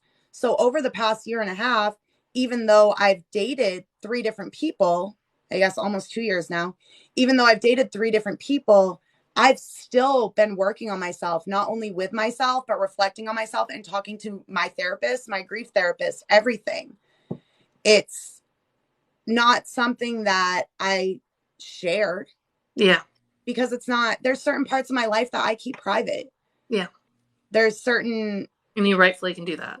Yeah. And there's certain social media platforms that I keep private. Like when people try to add me on Snapchat, I said, no, like I post my kids on there. I'm not comfortable with it. Same with my Facebook. Like, you can follow me on Facebook. I'll keep my private post private and I'll keep my public post public. Yeah. I think that it's fair to say that you've literally one of the most raw and vulnerable moments of your entire life was displayed for hundreds of thousands of people to see. And you're now protecting what little bit of privacy you have. And there's nothing wrong with that at all. Exactly. And it's not like there's still many days, like days that are so hard. And especially during dates, like birthday, anniversaries, holidays, they're hard. Like they don't get easier. I've been mourning the loss of my dad since I was 16 and I still do it. Yeah. And it's like, it's almost subconscious because I 9 times out of 10 don't know the date. Yeah. And I'll wake up and be like, God, I'm just in a shitty ass mood today. And then my mom will text me and be like, you good? And I'm like, so I'd be like, yeah, I'm good. Why? And she's like, it's your dad's birthday. And I'm like, well, that explains it. Fantastic. Yeah. I do want to touch on that, guys. A lot of the times that I say I don't want to talk about certain things, is when I'm going through a hard time. People have Yeah. been in my lives where I will sit there and I will talk about Roe and I will, you know what I mean? But when I'm not mentally capable of talking about Roe, I don't owe that to anybody. I Yeah. don't. That is my personal decision because I know what I can and can't mentally handle. Yeah. So some days are hard, some weeks are hard, some months are hard. And I know that people feel like they can't talk about it. And that's not what I want. That's not what I want. But on those days, on those months, on those weeks, whatever it may be in my lives, I just want to do my makeup. I don't want to talk about anything. I don't want to talk. I just want to do my makeup because my makeup is what helped me with a lot of my grief process because I could spend the time. I could spend the time doing my makeup and just like it's calming for me. That's what I did to help me a lot through my grief process is I learned to do makeup. Mm. I like with me, my thing with grieving is there's how can I possibly explain it to anybody else when I can't even put into words what I'm feeling? All I'm feeling is pain and hurt, and I don't even know how to put that into words to explain to anybody else. But on top of that, I'm mad, I'm sad, I'm hurt, I'm crying, I have all these emotions in one, and I don't want to hurt anybody else by speaking on it. Someone might say something, and text has no emotions. We read these comments, and text has no emotions. So if we read Hold something, on really, really quickly. Lawanda, I would like to know where you got the other 5 girls in this explanation, in this equation that you have going on. she's in, Thanks. she's in block. Bye. So how am I supposed to put it into words how I'm feeling if I don't know, if I don't even know how I'm feeling? And then text has no emotions. I might read something, and you might mean it as a way to, you might mean it in a nice way, like you're trying to be supportive or loving or anything like that. I'm reading it as you're attacking me because, of course, she's gonna feel attacked. She's constantly being attacked left and right. You got 9 comments that are attacking her, and that 10th one might be a nice comment, but she's already defensive. And so, as a way to protect ourselves, I mean, it's kind of like I don't want to talk about it right now. And I tell people all the time when someone's grieving, and someone's upset, don't try to fix them. Just sit there with them. Just sit. If they don't want to talk about it and they want to talk about something else, talk about something else. If they don't even want to talk, they just want to sit there quietly. Sit there quietly. That means more to someone than I don't want you to fix me. I just want you to make me not feel. Exactly. And there was a lot of other emotions that were projected out that only my close friends knew. Yeah. Only my close friends knew. The Blairs saw it. A couple other people saw it that I'm not going to mention, but it was like they saw my anger. When I went out, I'm not a drinker. I'm not. Ever since that happened to me when I was younger, not a drinker. But I got overboard, I got carried away with drinking to numb my pain, and I got angry. I got mad. I said things I didn't mean. Mm-hmm. And it was only then when people brought it to my attention the next day that I was like, wow, I don't want to be that person. Yeah. And I had to stop. And because I've never been one since that couldn't control my drinking. Like I'd have 1 or 2 and I'd be good. Like I get a little buzz on, I'm good to go. I couldn't at that point. Yeah. And that was one of my ways of numbing. Mm-hmm. And all this anger came out and I didn't know who I was. And so I had to tell myself, you know, you got to stop. You got to not drink for a while until you are emotionally capable of handling the amount that you are consuming. Yeah. You can't do it. And Yeah. I did get to that point and I'm thankful for it. Same. But again, guys, I'm only human. It's trial and error. It's not, people make mistakes. Just because I have a platform doesn't mean that I'm not going to make mistakes. I'm going to make mistakes and I have to learn from them, and I have to learn from them myself. I can't have people telling me, oh, that's a mistake. I have to learn for myself because that's how I am. Yeah. I'm stubborn as fuck. If I don't learn for myself, I'm not going to learn at all. And let me just say, like, when you're grieving, you go through, golly, you go through so many ups and downs. You go through where you're the protector and you're bottling up your feelings, and then you break down. You'll just break down on a random Tuesday. You'll be sitting there doing nothing, and then you break down because you can't be strong anymore. You've been strong for so long, you can't be strong anymore now. And then you have where you think that you're going to find happiness in another person, even if it's temporary happiness. At least, hey, I feel happy for 30 minutes, and then I'm gonna feel like shit later, but that 30 minutes, at least I feel a little happy, and I'm not so broken. It made me not think about it. Or I'm gonna get blackout drunk and I'm not gonna think about it. Grieving is one of the hardest things that you can do in your life, especially when it's, a parent, a loved one, child, anything, is one of the hardest things you can go through. And just because something happened while you're grieving doesn't mean that you are a bad person or that you are a horrible person or you didn't grieve properly. It's all about how you move forward and how you get back up after grieving, how you heal from that. You can feel that pain, but don't just stay there for too long. Yep, exactly. And I mean, like I said, it was a lot of trial and error. It was a lot of learning. I'd never experienced, like, I lost my dad, I lost my grandfather, I lost both my grandfathers, and I was close to them. And I was close to my dad, but nothing compares to me to the feeling of losing the person that you were set that you were going to spend the rest of your life with. Yeah, it's a pain that it never goes away. You just learn how to live with it. Exactly. Yeah. And it's always there. And like, as with my ring, I won't date anybody that has a problem with me wearing my ring because I'm not ready to take it off. Yeah. And that's okay. Yeah. If you're not okay with it, that's fine. You're not for me. But I'm not ready to take this off. It's falling off my finger because I've lost so much weight.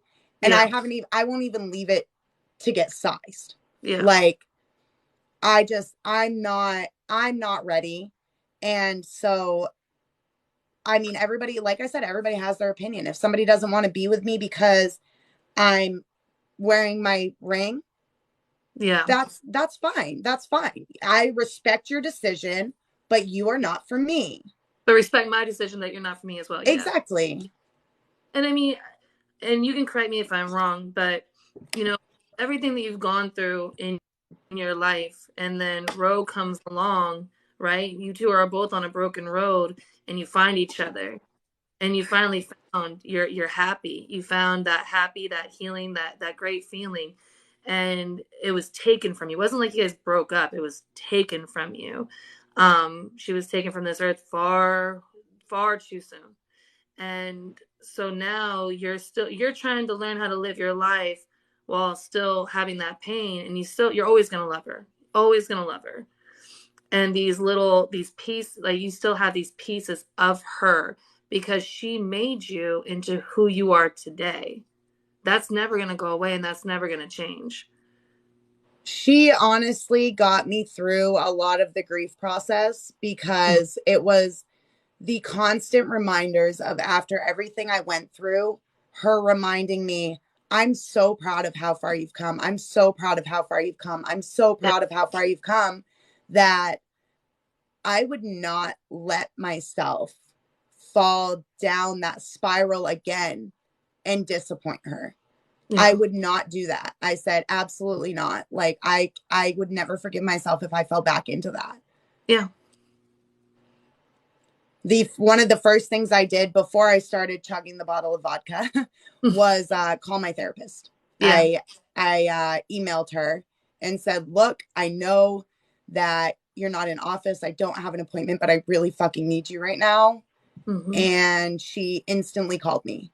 Like I said, I've had the same therapist since 2014. Like, so I have that relationship with her that, no, I don't have her cell phone number, but I can email her. And I know she checks her email. She gets it to her phone. And she called me within 10 minutes. Yeah. And that was a big step for me, because usually when I go through something traumatic, I shut my therapist out. Yeah.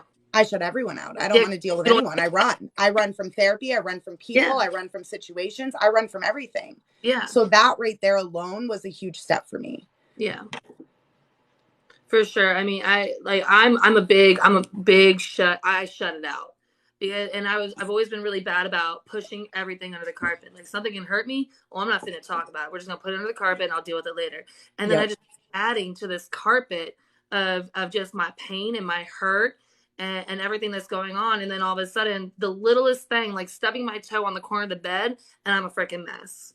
And I've worked on not doing that, not shutting people out, and not and this right here, like doing TikTok and talking about stuff, and meeting other people that have shared like similar experiences with me, has been such a huge healing for me.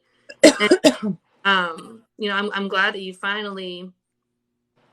you trusted me enough to come on here and open up about this and talk about it. I'm sure looking at the comments has helped a lot of people just hearing all of this, because they can relate in one way or another.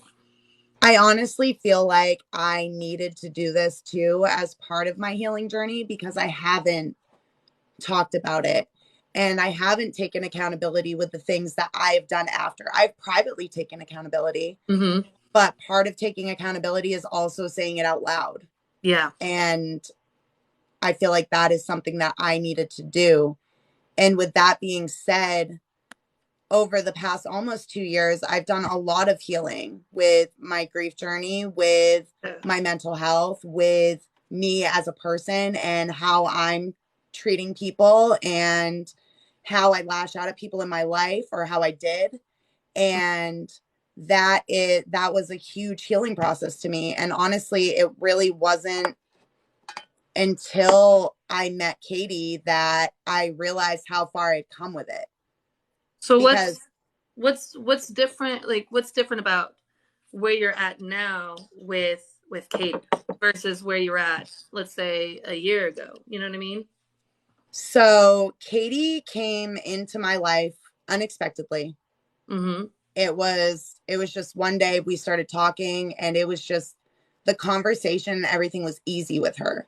I have never been one that just like spills my Mm-hmm. life. And with her, it was like I got word vomit.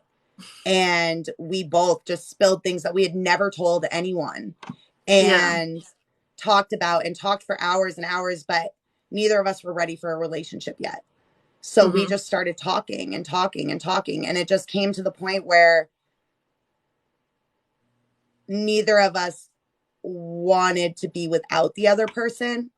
But I think that Katie is the first person that has truly, I have not, I've loved for Katie. Like, I have not looked for anything from Katie. Like, Yeah. if that makes sense. Like, I haven't looked for Ro in Katie. I haven't, I just loved Katie for Katie and the person that she was, and knew that I didn't want to be without her. Yeah. So we talked from August to November when we started dating, and Mm-hmm. both were like, I don't want a relationship right now. Like, Yeah. and it just, we backed off a little bit, and then we both came to the realization that we didn't want to be without each other. Like, you know what I mean? Yeah. I think it's fair to say, I saw some comments. Katie will never be Ro, and it'll always be a different. I think you love Ro, and you can love Katie, and you can love them. You know what I mean? If that makes sense. You love Katie for Katie, not because she is filling a piece, but she's adding a piece. If that makes Exactly. not, it's not where it's like, oh, now she's gonna fix this right here that's broken. And no, Katie's coming along, and she's giving you another piece. She's giving you a great part. And I think that's a big point for me, like to know that there shouldn't be a comparison between the two. No, and I'm not saying that any of my other relationships were awful or anything like that. I said at the beginning, Yeah, I same. should not have been in them. You should not be comparing anybody to anybody. Yeah, I shouldn't have been in them. It was selfish for me to be in them because I was comparing. Yes. Whether it be with actions or attributes or something. And it wasn't fair to them. It wasn't fair to them at all. And so it's just not like that. It's hard to explain. Like, it's like that unexpected. I'm forever thankful for the relationships that I've had. Yeah. Because they have been support systems. They have taught me things. They have definitely been support systems. Everybody knows that. I just was not ready. Yeah. And that was my own fault. And that was me being selfish. Is Katie in here? Katie is in here. Oh, Katie, you want to comment? Come on in. I think it's time for you to come in. I got some questions for you too.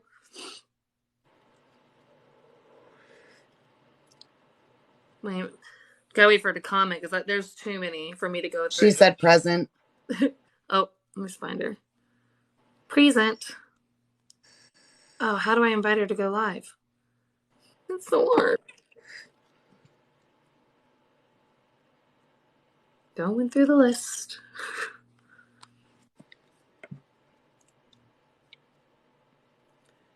Can you request, Katie? There we go. I don't think so. Okay. Yeah, there we go. Thank you, Katie, for helping me. Hi, Katie. Hi, guys. How are you? Hi, baby. Hi, baby. I love you. I love you. There's the best friend we know. So, Katie, I know you've been in here and listening and stuff, and I know that, she's probably told you all this before. So my question to you is, coming from, because there's people in the comments that maybe they're dating someone that's dealing with grieving in so many ways. How do you be supportive with that? Like it has to be hard. Number one.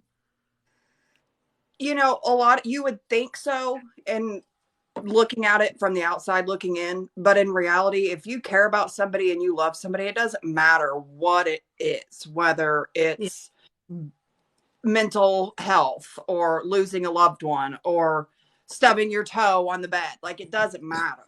You just support them regardless. Yeah.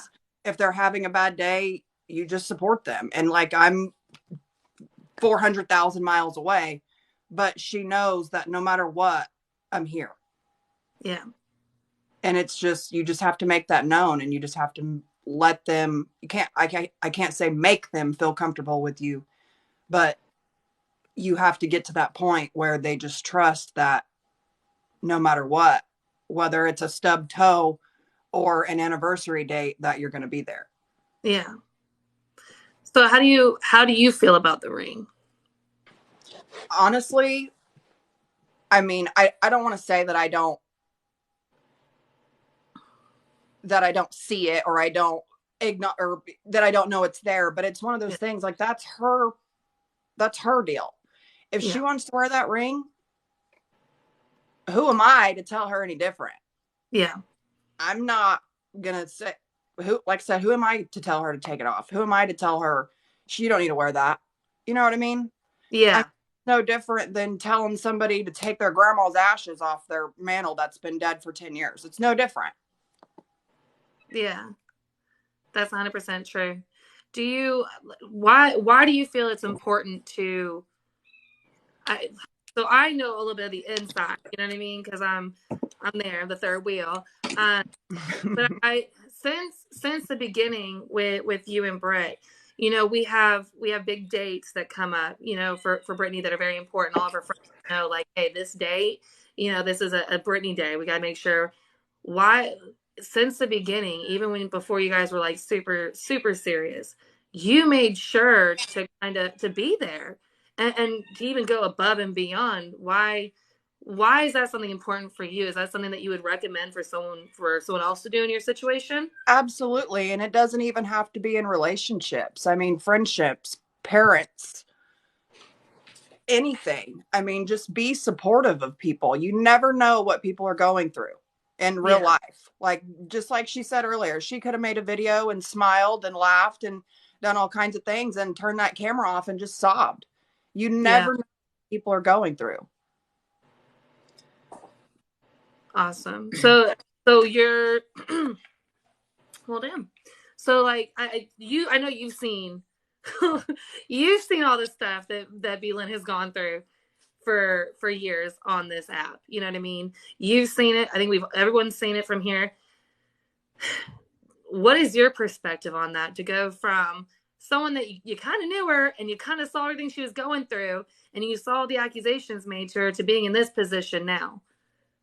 Well, and I mean, I'll be 100% honest. You know, I was given all kinds of information that told me that Brittanie was a horrible person.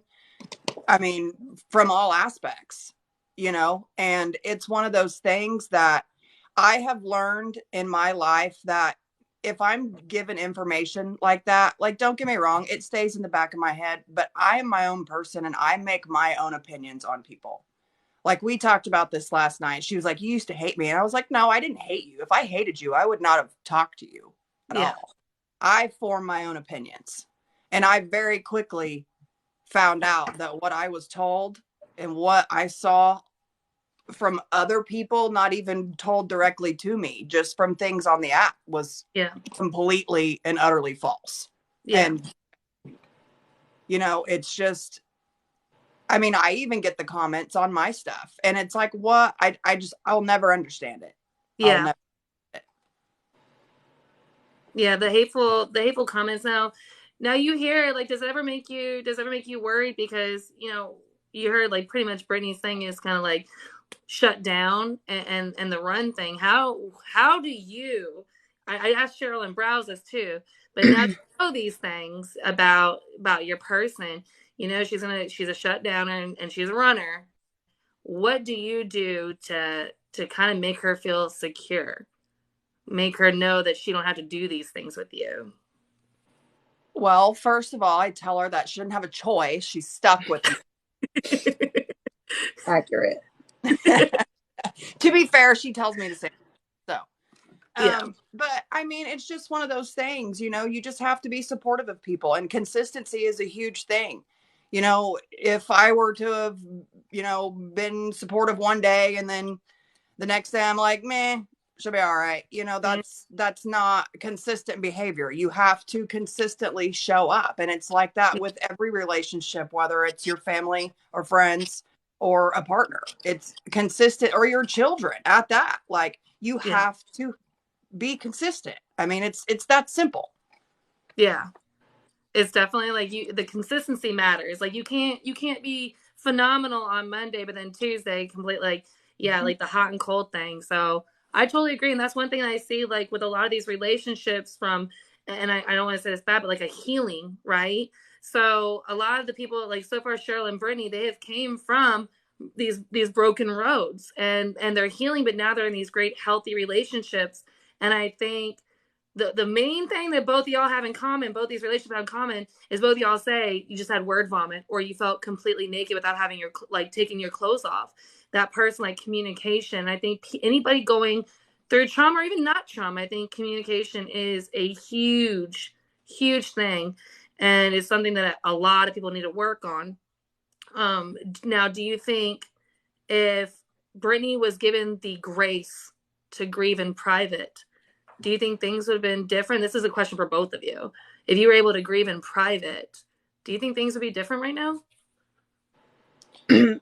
Probably, but, you know, I'm a firm believer of everything happens for a reason, you know, like, whether it's a good thing or a bad thing, everything that we've all been through in our lives has led us here to this point right now. Yeah. Honestly, the only thing I regret is not putting myself first in those first couple months. Yeah. And feeling like I owed everybody this huge, vulnerable part of me that I gave to them when I didn't. But I felt like I did. You gave too much of yourself. And I didn't get the chance to properly grieve. And honestly, that's my own fault. Like I said, it's because I felt like I owed everybody this. Yeah. Because our relationship was so public. And at the end of the day, I didn't owe anyone anything.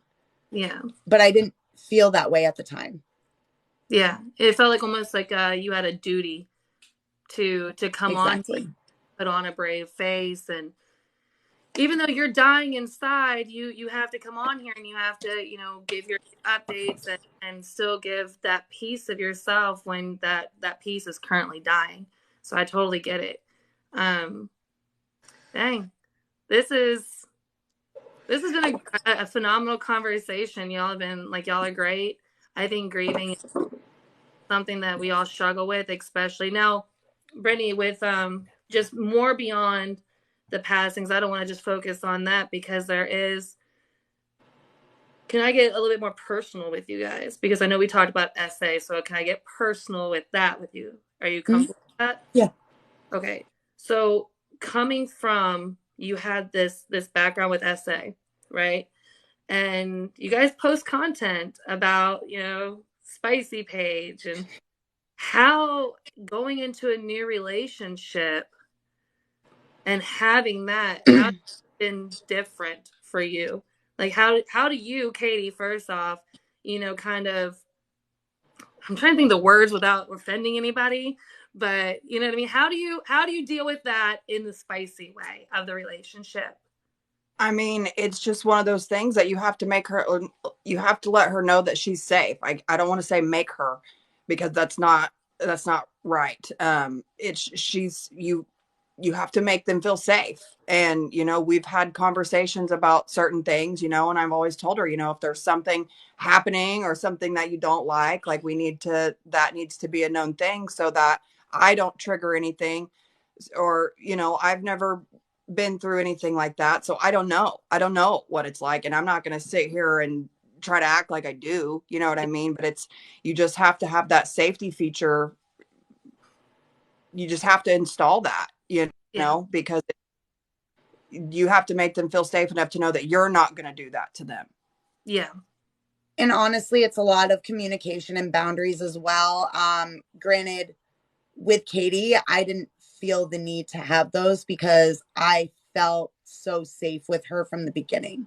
Like, I'm very much so like unless I feel safe with you, you are not going to restrain me. Like, you are not getting on top of me. You are not like, I don't want to feel trapped in any way, shape, or form. And I am in control 110%. But I never had to have those boundaries with Katie because I felt safe with her from the beginning. Did you communicate those things with her? After they happened, I was like, wow, I'm proud of myself. I said, normally. And she's like, you didn't tell me that? And I was like, no, that's good. Katie, would you have preferred to be told up front instead of being told after the fact? In a regular situation, I say regular, you would like to think so, but knowing after, like, looking back at it, knowing that she didn't have to voice that because I had already made her feel safe is enough. You know what I mean? Like, because maybe she wasn't comfortable talking about it. She didn't want me to know that because we hadn't crossed that line yet. You know what I mean? So, and that's another thing is, like, you can never pressure people to tell you things that they're not ready to tell you. They're going to tell you when on their time. Yes. Their safe zone when they're ready, no matter what the topic is, whether it's something to do with Roe or something to do with that. You know what I mean? Like, it all falls back under the same umbrella. Yeah. Patience, absolutely. Patience, consistency, communication, respect. Respect is huge.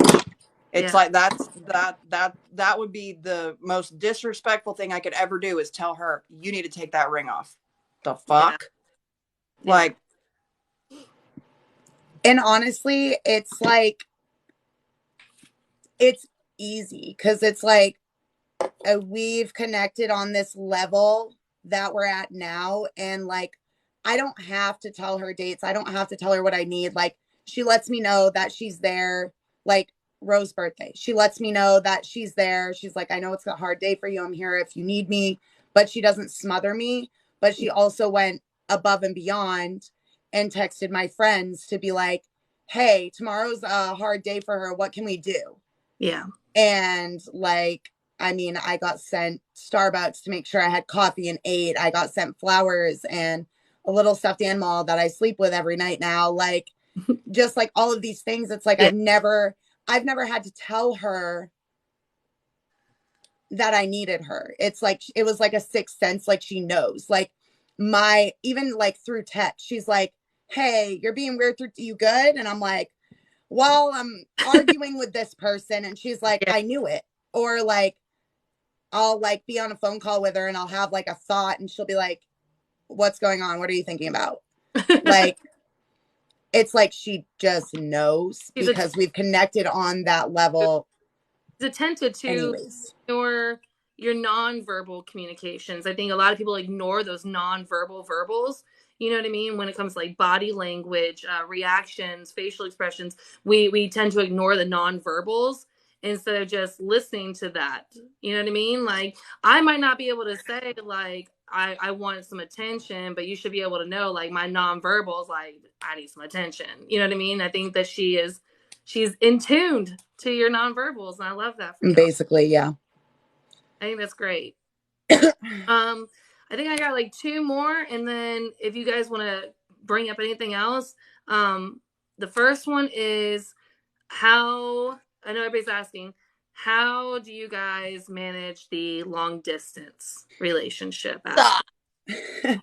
Long distance is not for the weak at all. Yeah. But again, I feel like it boils down to the fact, like I said, you know, we kind of backed off from each other for a little bit because neither of us were ready for a relationship. We were going through our own things. And it all boils down to the fact that I would rather be with her at a distance, like have that distance between us and see her when we can, instead of not having her at all. Yeah. And like Total Glam Queen just said, communication and trust is key. And we built a lot. We built our entire relationship on that. Yeah. Like, this girl knows everything about me and everyone that messages me, every conversation I have, because even though it's a harmless conversation, regardless, it's still like, I'm like, well, I'm going to tell her so she doesn't find out. Like, that's the respect. Yeah. Like, I respect her enough to tell her like, hey, I had a conversation with this person today, just so you know. And she's like, okay, thanks for telling me.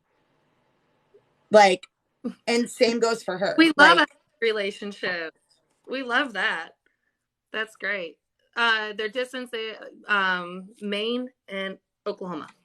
So it's more than just, I mean, it's a big plane ride. There's literally only one other place in the United States that's as far away, other than more north of Maine than she is.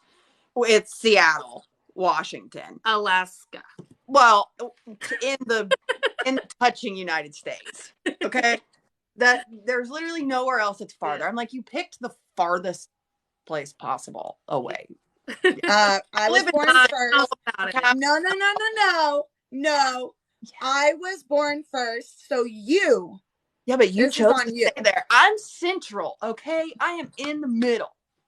Yeah, because I was born first. How many people are like, you know where I want to live? Oklahoma. No one. No one's ever said that. Said nobody ever. So, the last question that I have is probably going to be a big one.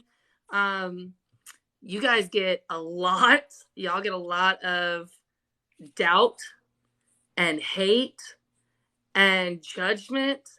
And that, it has to be a strain itself on a relationship to literally have a big group of people literally sitting back wanting you to fail, and then they're vocalizing it on your page, on your lives, you know, on a whole nother page. We're not going to talk about it. Like, how do y'all deal with all of that? And how do you not clap back or go off, or why do you not think that there's a reason not to clap back? You know what I mean?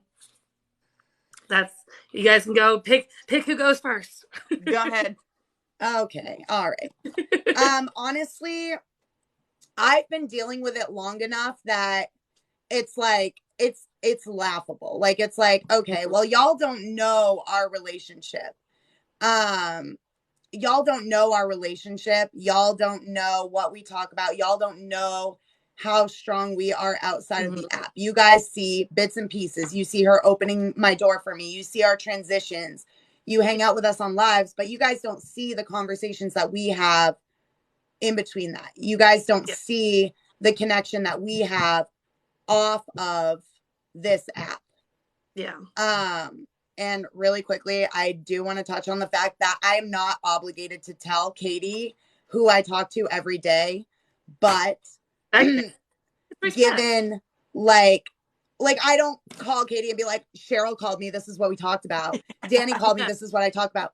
No, but I think there's a certain level of respect with people of my past that if there was a conversation had, right, Sherelle, it's respectful to tell your partner and not wait for them to find out. Yeah. Not even if like, it's like, well, you know, it wasn't a harmful conversation, so I'm not going to tell her. Yeah. No, I'm going to be like, hey, I talked to this person today. So this is, I just want you to know that this conversation was had. And then it's okay, thanks. And it's the same thing with her.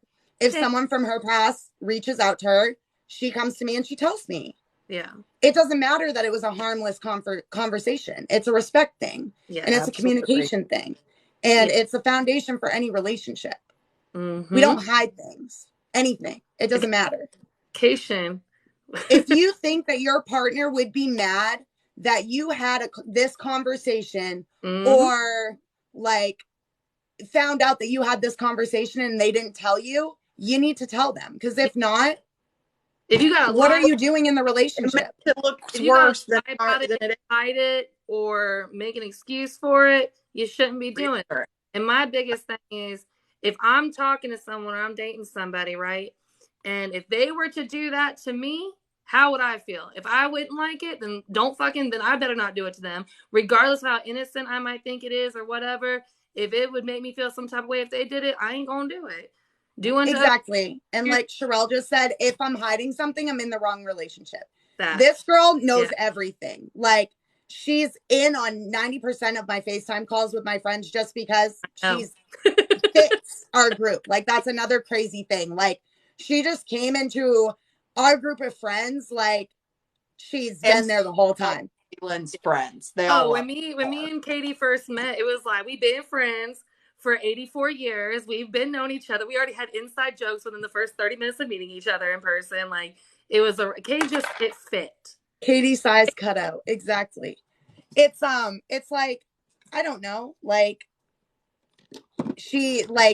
if your partner is not your best friend, then you're doing it wrong. Like, Katie is the first person I tell anything to. Yep. For sure. So, but I mean, I know a lot of people are saying ignore it. Let me just I'll be brutally honest with you guys. As much as I would love to ignore negative comments about myself, I'm human. You know what I mean? And it's going to sit there in the back of my head. When I got body shamed for a while there, it changed the way I look at myself in the mirror, and I had to snap myself out of it a whole bunch. You know what I mean? Or when people made fun of my lisp, it was like I would talk slower and try to hide it. And it's not because I believed them. It was just because. So the same thing goes. I didn't even know that. I do have a lisp. It gets really never that. It gets really bad when I'm tired. But it's human nature. So now you got to think of as a couple as well. When people are making these comments about the person you care about, yes, you're not going to believe it, but it's going to sit there. It's going to sit there. You might go to sleep and have a dream or whatever, but it's going to sit there. How do you? Well, I'm glad I pointed it out for everybody. Now one's going to notice it. How do you all deal with that? Because that is a lot to deal with. I mean, just brutally, honestly, you're not going to be able to ignore it and never think about it ever again. It's going to be in your head. here's my thing, and Brittany and I kind of talked about this last night. You know, on here, regardless of the situation, everybody sees one side of the story. Whether you hear both sides, you're picking one side to believe. You're not actually there. You don't see, just like Brittany said, you don't hear our conversations. You don't, and you know, so what? Like, yeah, obviously it would suck if something happened, but if we don't try, if we don't trust in each other, then we would never know. You know what I mean? Like, and that goes with any situation. I'm pretty sure I might have said that recently to somebody else that if you don't try, you know what I mean? And yeah, I mean, there's always that what if. That's always going to be there with any situation. Whether it's, well, I wonder if my TV's going to turn on tonight. It might not. Yeah. It goes with everything. You just have to have trust and just go with it. You know what I mean? And these people that come on here and have negative things to say, I've you communicate enough in real life of people being like that I've come to realization that these people are most likely unhappy with their own lives, and that sucks for them. And I feel bad for them because that sucks that you're so unhappy that you have to find the negative things in other people's lives. And I hope that they can someday find happiness within themselves, because they're going to constantly live in that fear of what if the rest of their life. To where we've learned you have to take risks, you have to take chances, or you're never going to get anywhere. Yep. You know, I would say probably, and I don't know, I'm just making this up, I would say probably like 5% of the population of the earth has fallen in love and married the first person they ever loved in their entire life. Yeah. Maybe 5%, maybe like negative 5%. Okay, let's be. Yeah. So what? I'm just supposed to listen to user 85,000 that Brittany might dump me. This is our third month, by the way. So do I have to listen to the social security number that comes video? But you know, but if it's a comment, now say it's something like user social security number, whatever, makes a comment and says something about Brittany. They make a comment about Brittany's past, because everyone wants to always talk about that. Like, be honest, it was in here, about her dating history. Do you ever talk to her about it and be like, hey, there's a comment on here that kind of rubbed me the wrong way? Like, or do you just hold it in and just hope for the best?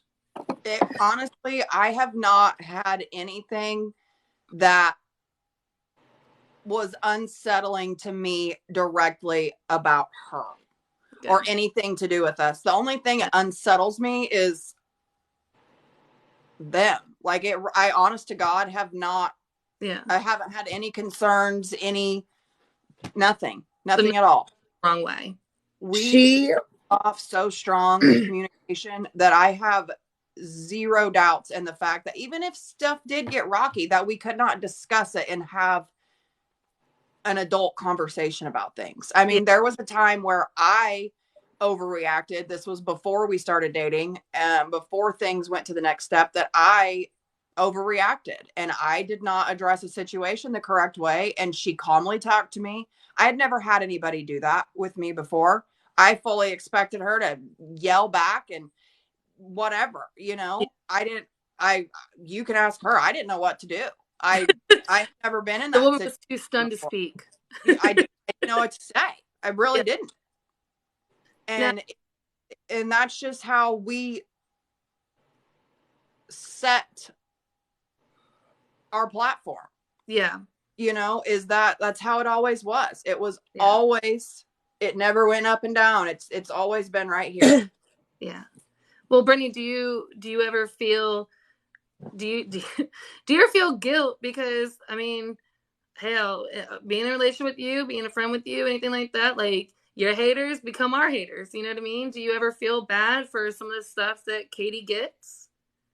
I literally have to pre-warn anybody that associates with me. And I did. I said, because we kept us talking on the down low for a while.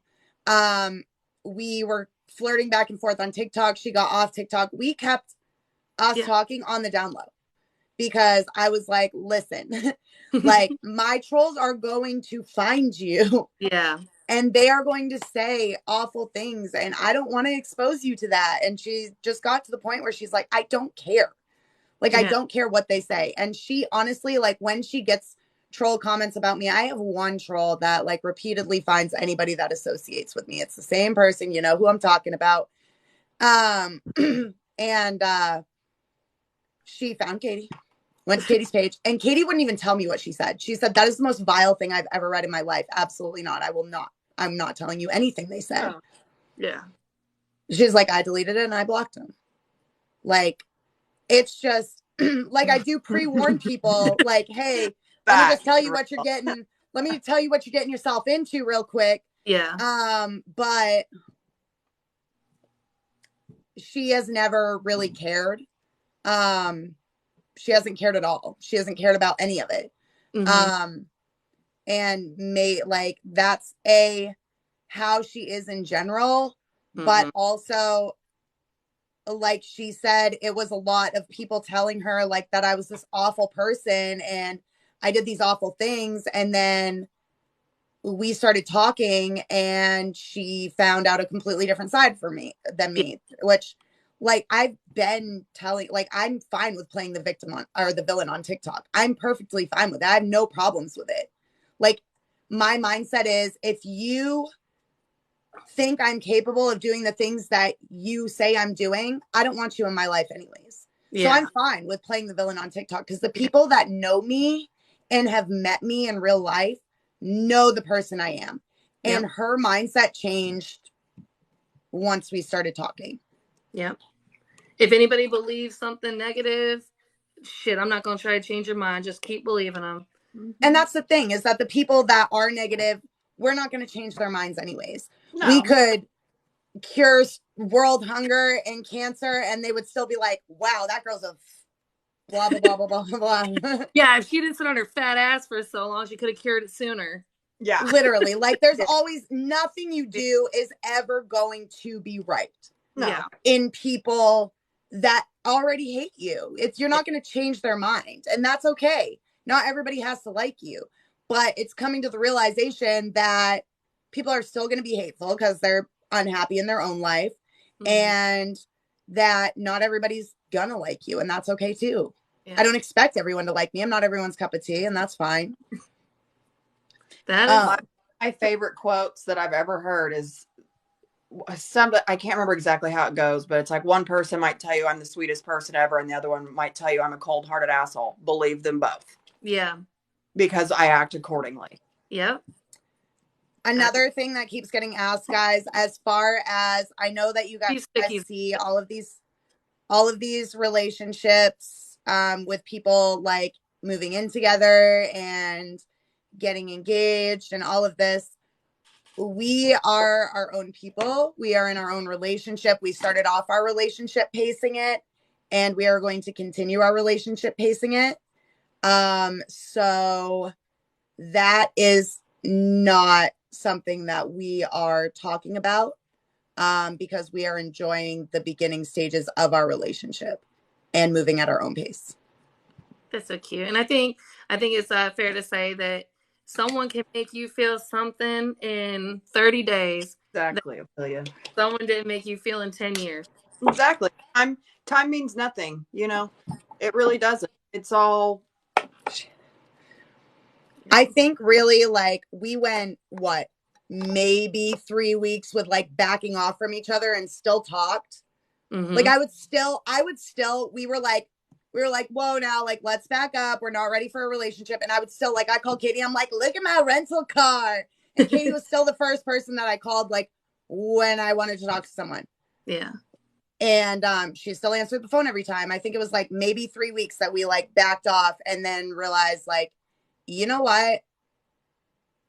Well, let's just do this. Yeah. Because we didn't want to be without each other. Yeah. Well, I don't have any other questions or anything else that you guys wanted to shoot out there or say, or any advice that you want to give people about everything that you went over? We did a lot. We spilled a lot of sweet tea tonight. Feeling. I would just take control of your own life. I mean, it's never a bad thing to have friends and family that you can reach out to and feel comfortable with helping you get through things. But at the end of the day, it's your own life. Do things at your own pace. Do what makes you happy.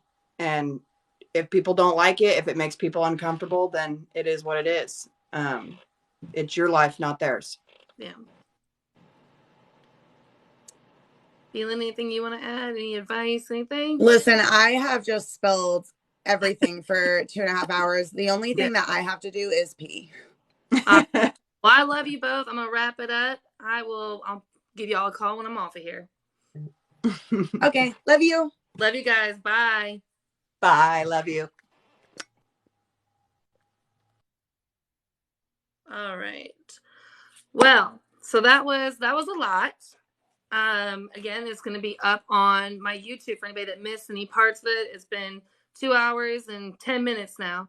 So if you want to rewatch it or anything like that, it's going to be up on YouTube. Give me a couple of days for processing. Because I'm still trying to figure YouTube out. If you need my YouTube, it's going to be in my bio. You're going to go up to the picture. You're going to hit on it. Boom. YouTube right there. Make sure you subscribe and follow there. It'll be on there. Again, I did want to talk if anybody was triggered tonight. There are resources that you can contact. The first one, the one that I like to tell people the most, is you text HOME to 741-741. That is a crisis hotline. If you feel that you're in a crisis, you can text somebody and reach out to a counselor. And it's not a fee service. It is something free. Also, there's 211 from your phone that is in the United States that is social services, and that can get you in contact with resources in your area.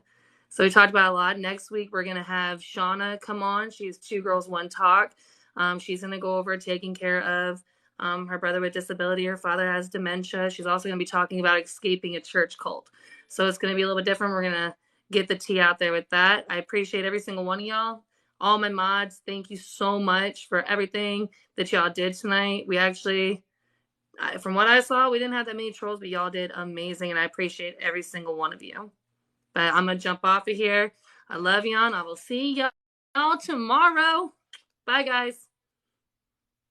Eye makeup, sorry, is from Just Because. The link is in the bio, is the different braid palette, and you can use code DanRenee for 20% off. All right, guys. Bye.